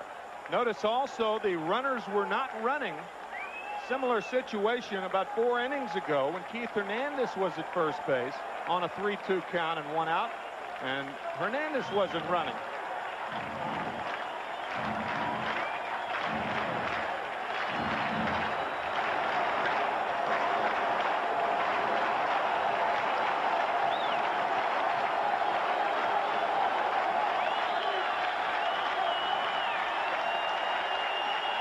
Runners going. Carter fouls it back right here. Just missed it. Kind of interesting that Davy Johnson would all of a sudden send the runners when he hasn't done it previously. But of course, a lot of that may depend on Carter seeing a lot of fastballs. The chances of Carter seeing a lot of fastballs, the opportunity of him getting the good part of the bat on the ball, with more that he fouls back, the more he's seen. Bottom of the 12th inning. 1 out.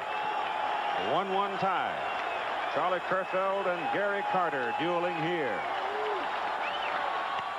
Up the middle, base hit. Backman turns third. Hatcher's throw, no play. Easy for Backman. Carter wins it with his second hit of the series, and the Mets win the ball game in 12, 2-1.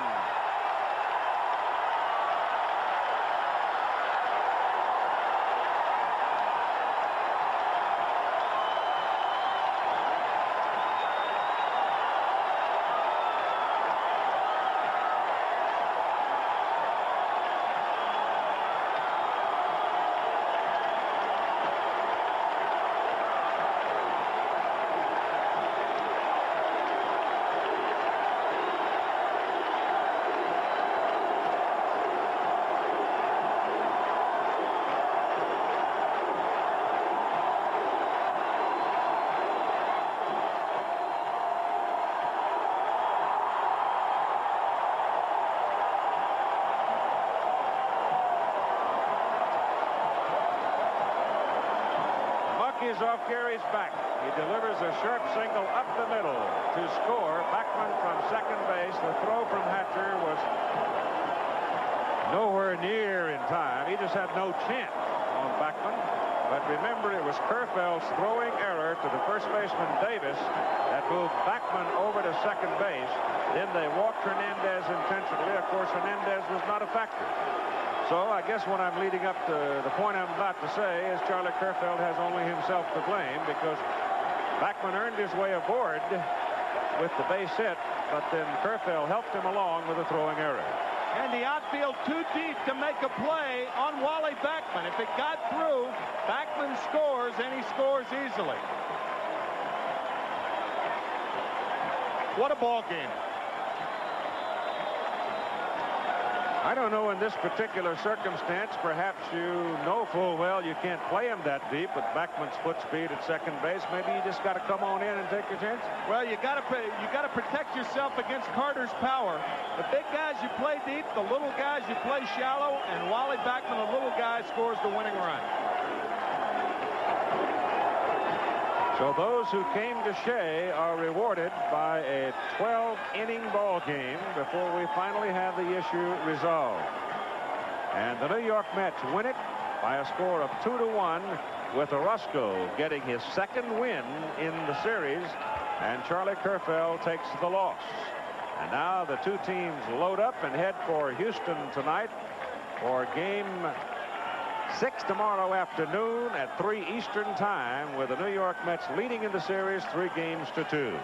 This ABC Sports exclusive brought to you by the heartbeat of America, to Dave Chevrolet, and by Coors and Coors Light, beers with a difference worth tasting.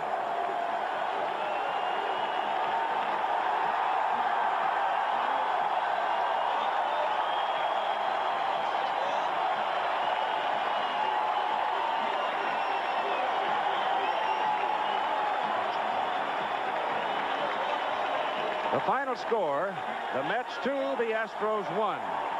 The American League Champion Series heats up tonight at Fenway Park in Boston, when the California Angels face the Boston Red Sox in Game 6. Action begins live at 8 Eastern time on ABC Sports. Today's game produced by Peter Lasser, directed by Craig Janoff. Our technical director, John Fader, and Rich Gelber, and our associate director, Dick Buffington. Later on ABC World News Tonight, Americans desperate to adopt are buying Mexican babies. It is a booming black market business that authorities say is hard to stop, on ABC's World News Tonight with Peter Jennings. Travel arrangements made through and promotional fee paid by United Airlines. United flies more people to Hawaii than any other airline. Nobody knows Hawaii like United. This has been a presentation of ABC Sports, recognized around the world as the leader in sports television. And a brief word now with the man of the moment, Gary Carter. Congratulations. Thanks very much, Keith. Got to feel pretty good after having such a dead bat, huh? Oh, my gosh, absolutely. I finally found a hole there, and I was wondering when it was ever going to come. But this ball club, I am so proud to be a part of it, because it's been all them. They're the ones who've been carrying it up to that point. Fortunately, and I thank the good Lord, I know he was with me on that particular at-bat, and he came through for me. Well, Gary, you're going now back to the Astrodome to play the next game and perhaps the next two if necessary. How do you think the club feels now after suffering through the off day and all of the bad weather and everything? Well, we got to feel really pumped up about being able to fortunately come back and play the game with the weather and all, and then be able to win today's game. It's going to be a sweeter ride down to Houston, but we got our work cut out for it. This Houston ball club just does not give up, and I'll tell you, we got our hands full, but it's a nice feeling to at least be at an advantage right now at 3-2. Congratulations on your winning hit, and good luck to you, Gary. Thanks a lot, Keith. Thank you. Gary Carter, who delivered the winning run from second base with a shot up the middle. Remember tonight, 8 Eastern time here on ABC. Game number 6 of the American League Championship Series between the California Angels and Boston Red Sox. If you don't know how to read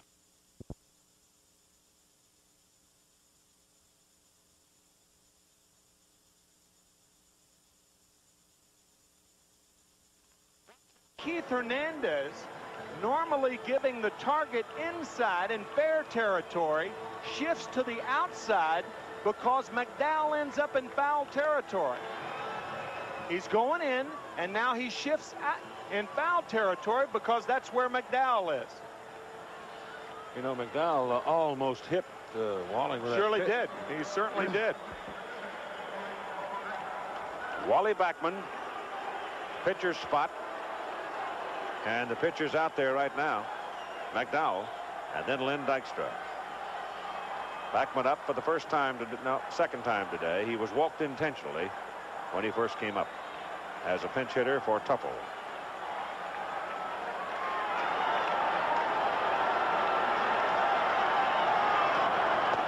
Larry Anderson on the mound for the Astros in the top of the 12th.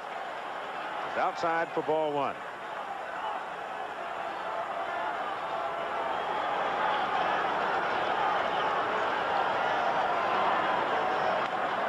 Chop to the first baseman, 1 bounce. Davis makes the play, 1 down.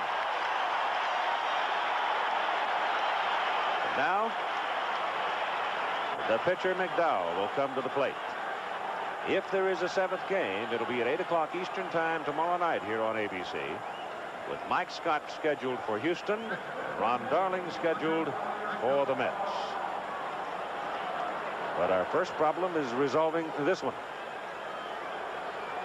It was 3-0 from the first inning on for Houston. The Mets had 9 people to the plate in the top of the 9th, scored it, and the last out was recorded with the bases loaded. Anderson is in with a strike to McDowell. Normally, Davy Johnson would use a pinch hitter here, but he's only got 1 pinch hitter left. That's Howard Johnson. He is the only available player left to hit for the Mets unless Johnson uses a pitcher.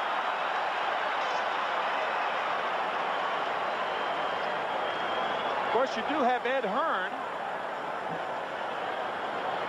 Ed Hearn has not been to bat, but you hate to use that second catcher. Broken bat, roller to Doran at second, 2 down. You spin that second catcher, and then somebody gets bit. Gary gets bit behind the plate. You got a problem. And you have no one left to go behind there. The Mets carrying only 2 catchers, as are the Houston Astros. Now it is Lynn Dykstra. And the crowd kind of groaning seeing him come up because he's been double poisoned for Houston. That's the folks left on the bench.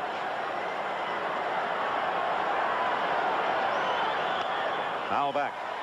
It was Dykstra's triple on a good pitch from Bob Nepper that started this whole thing for the Mets back in the top of the 9th inning when they scored their 3 runs to tie. Bob Nepper just pitched a remarkable 8 innings. He allowed only 3 base runners, 2 base hits. Mets tied it in the 9th with 3. Foul ball.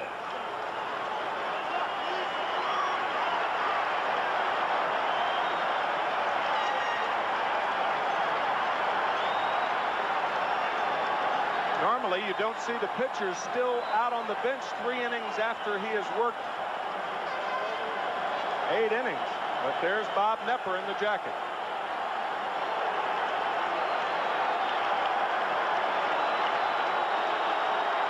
Two-strike pitch to Dykstra with 2 out. Just low.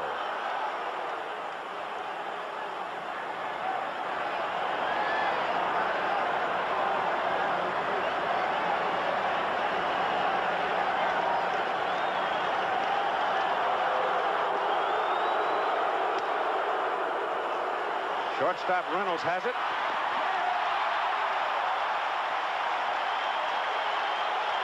So the Mets put aside in the top of the 12th inning. We will be back after this message from your local stations, a 3-3 tie. I'm David Hartman. Weekday mornings, we talk with the people you want to hear from, movie stars, TV stars.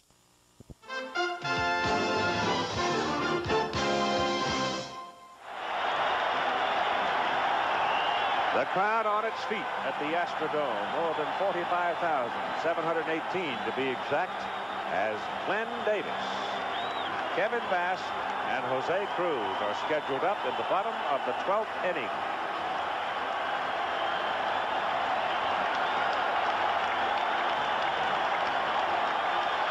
The Astros have their power hitters coming to the plate.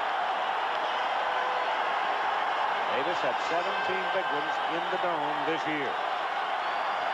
18, including that first game. Inside, it almost hit him. Fastball. Looked like this pitch went between his waist and his belt buckle. How in the world did it miss him? Oh.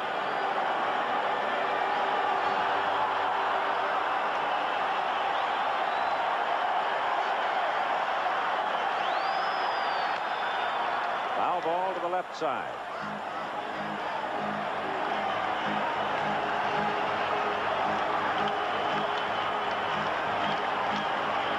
Nobody in the New York bullpen. Nobody in the Houston bullpen.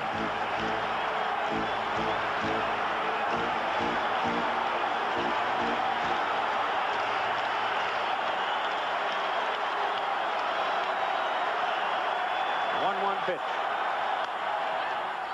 That's a foul ball. Back to third. Outfield is on the edge of Harris County. They are rather deep, yes. Of course, you have to respect Glenn Davis's power. Only the second Astro ever to hit more than 30 home runs in a season. 17 in this ballpark. 1-2 the count.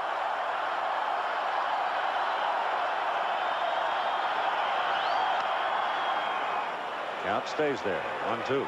We mentioned that McDowell has only worked more than 3 innings on 2 occasions this year. Now, for a sinker baller, working a long time is not necessarily bad, because the more tired they are, the more their ball has a tendency to sink.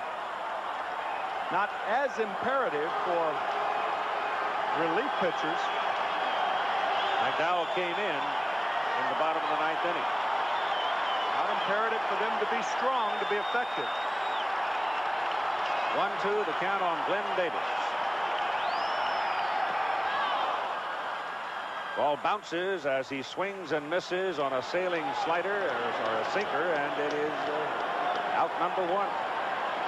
So McDowell disposes of Houston's primary home run hitter on a strikeout. Really a fine play by Carter. Look at him shift out. He catches the short hop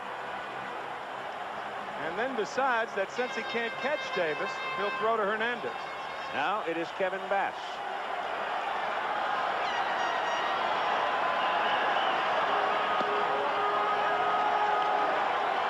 Ball 1. Fastball just low.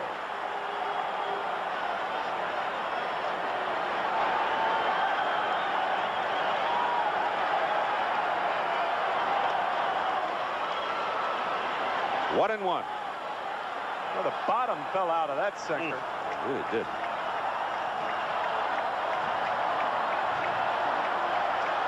Houston must win, or else they go home, and the Mets go to the World Series.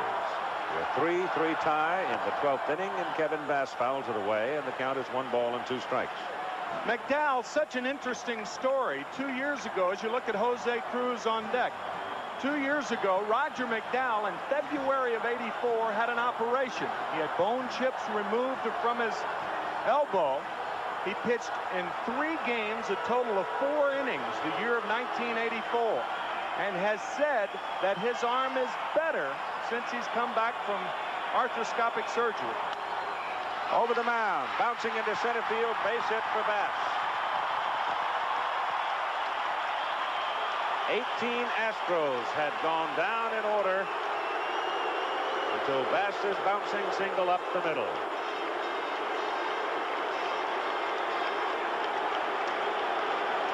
And now Roger McDowell, as Davy Johnson and Mel Stottlemyre look on, will be pitching to Jose Cruz. Well, Bass is going to be running. It's just a matter of when. I'll tell you, when he does run with McDowell pitching, it's very difficult for Carter, who has had problems throwing in this series, to throw the sinker baller because most of the time it's going to be low. Not a good position to make a strong throw. Aurelio Lopez gets up and goes back into the Houston bullpen.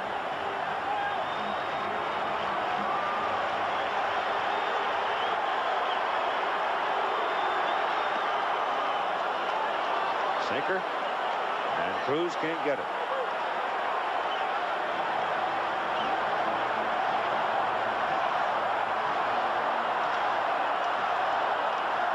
Mets in the 13th. If we get that far, we have Wilson, Elster, Hernandez.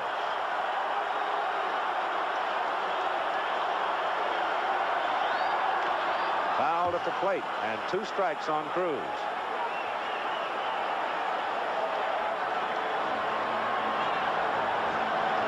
McDowell made that one token throw to first. Now he's left Bass alone. So let's see what Kevin does. See how far he dares to creep. I guess if he's thinking of not going, he's thinking more of Jose Cruz using the hole on the right side. Possibly have first and third. Another left-hand batter on deck, Alan Ashby. Just inside, close. Dennis Menke, the third base coach, looking across, going through signs. Whether they mean anything or not, can't tell.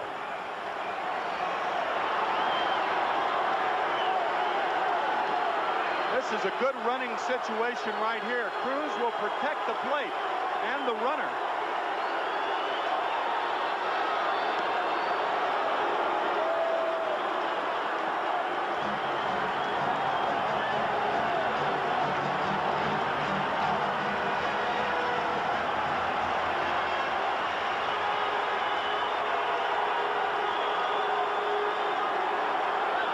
Potential tying run, a potential winning run at first base for Houston. With New York having come from 3-0 to a 3-3 tie in the top of the 9th inning, and we're battling now in the bottom of the 12th inning. And the pitch is just inside and low.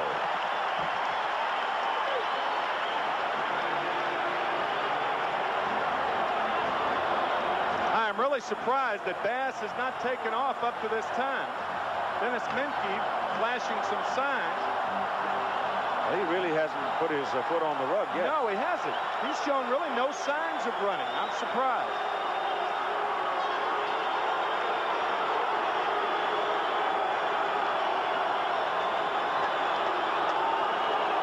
McDowell now dictating the tempo.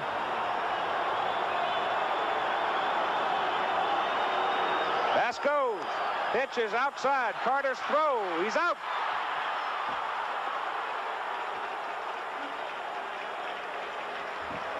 Gary Carter's throw was absolutely on the money. I mean, he couldn't have been better. And the pitch was outside off the plate, which gave him the opportunity to throw. Even though the ball was really tailing away.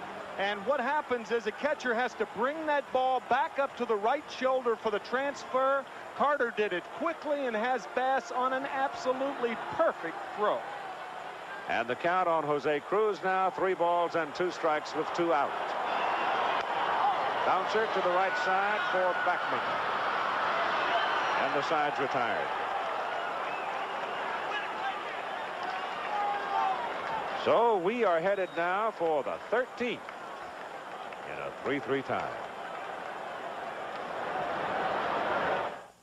This is the car, the number 9 Ford Thunderbird, Bill Elliott's race car. This is Bill Elliott's motor oil. Scheduled up for the New York Mets, the top of the order. Mookie Wilson, Kevin Elster, and Keith Hernandez against Larry Anderson. Anderson now headed for his 3rd inning of work, being the 3rd Houston pitcher. Nepper, brilliant for 8 1/3. Then Smith, not effective, and Anderson.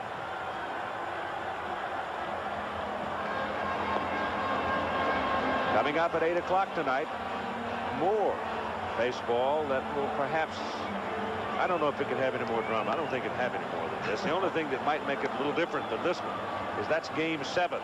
They aren't going to play anymore in that one. They got to get a decision, and somebody's going home. But it's John Candelaria for the California Angels and Roger Clemens for the Boston Red Sox. Al Michaels and Jim Palmer. And what drove those two teams to Game 7 was because of what happened in Game 5, that remarkable game on Sunday, and then the Red Sox in a blowout last night, winning big, 10-4. By the way, this is farther than any League Championship Series game has ever gone. Previous record was 12 innings. In the National League, Cincinnati at New York, as you chronicled yesterday, Keith, and Minnesota at Baltimore, October 4th, 1969.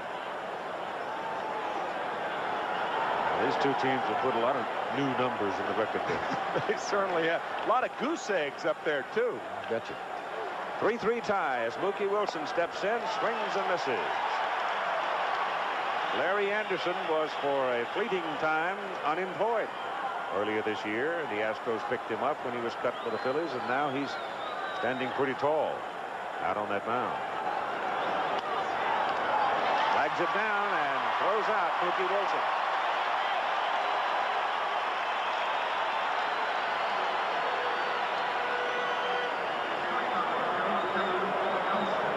Now Kevin Elster.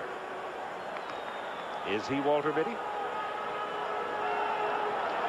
How many times has someone stepped from the shadows in moments like this? Pitch is outside and high, ball one.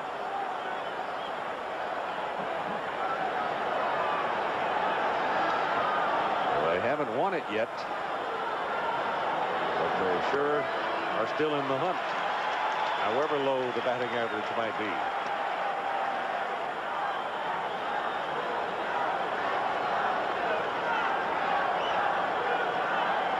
One and one count on Elster. 1-2.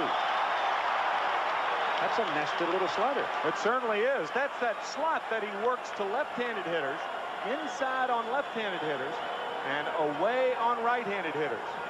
And when you're in a situation like that, or like this is, you're not going to get beat on anything but your best, and that's his best, that slider. Deflected to Doran at second base, and he throws him out. If Anderson doesn't get a piece of it, it might well have been a base hit. I guess that brings about a reflection of the deflection by the mound on the ball that Hernandez hit, leading off the 11. That ball's a base hit. Hernandez ball would have been a base hit. This is some ball game. Now Keith Hernandez. He struck out looking, fly ball center, grounded out second baseman, doubled, scored a run, bounced out to the shortstop. He didn't exactly bounce out, did he? Caromed off the pitching mound, and Reynolds made a heck of a play. Innocent looking 6'3" number in your scorecard. Anderson starts him high for ball one.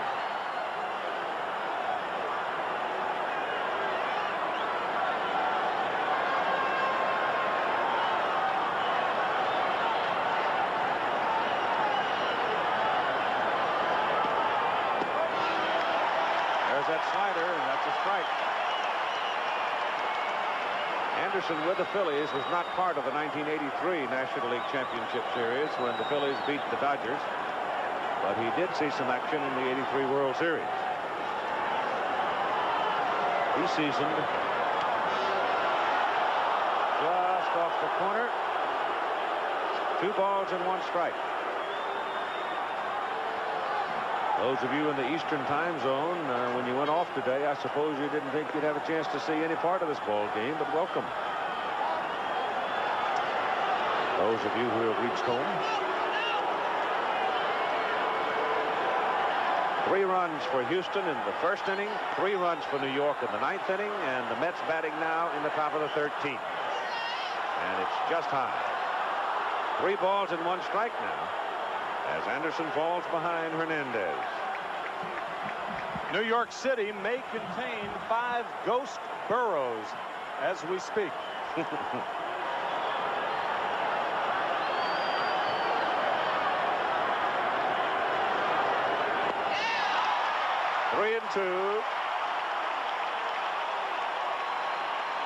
He's had a full rip at that good slider from Anderson.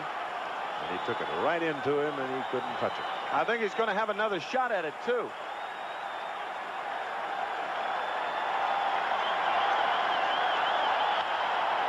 Shortstop Reynolds. Ball hit right to him. So Larry Anderson continues a very impressive performance as he gets the Mets in order in the top of the 13th inning. And we continue with a 3-3 tie. And Houston will bring to the plate Ashby, Reynolds, and then we'll see. The Kemper Cavalry. The longest game since 1916 in postseason play when Boston beat Brooklyn 2-1 in 14 innings. And you know who the winning pitcher was, and if you tell him, I'm going to throw something at you. I'm not going to tell him.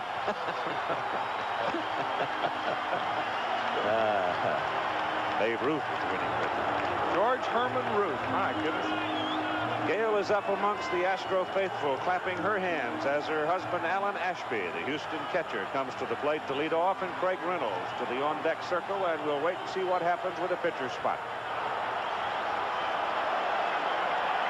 Hal Lanier, like Davey Johnson, get pretty low on people to send to the plate. And the first pitch bites that inside corner for a strike against Ashby. He's got Pankovic down there, who's a right-handed hitter. He has Davey Lopes down there, who's a right-handed hitter. He has John Misrock, who's a left-handed hitter, but Misrock's a catcher. Whether or not you want to spend that second catcher. Low, ball 1. 1-1. Wally Backman, because of the speed of Alan Ashby, is playing in shallow right field. Mookie's well back and left. Just misses. 2-1.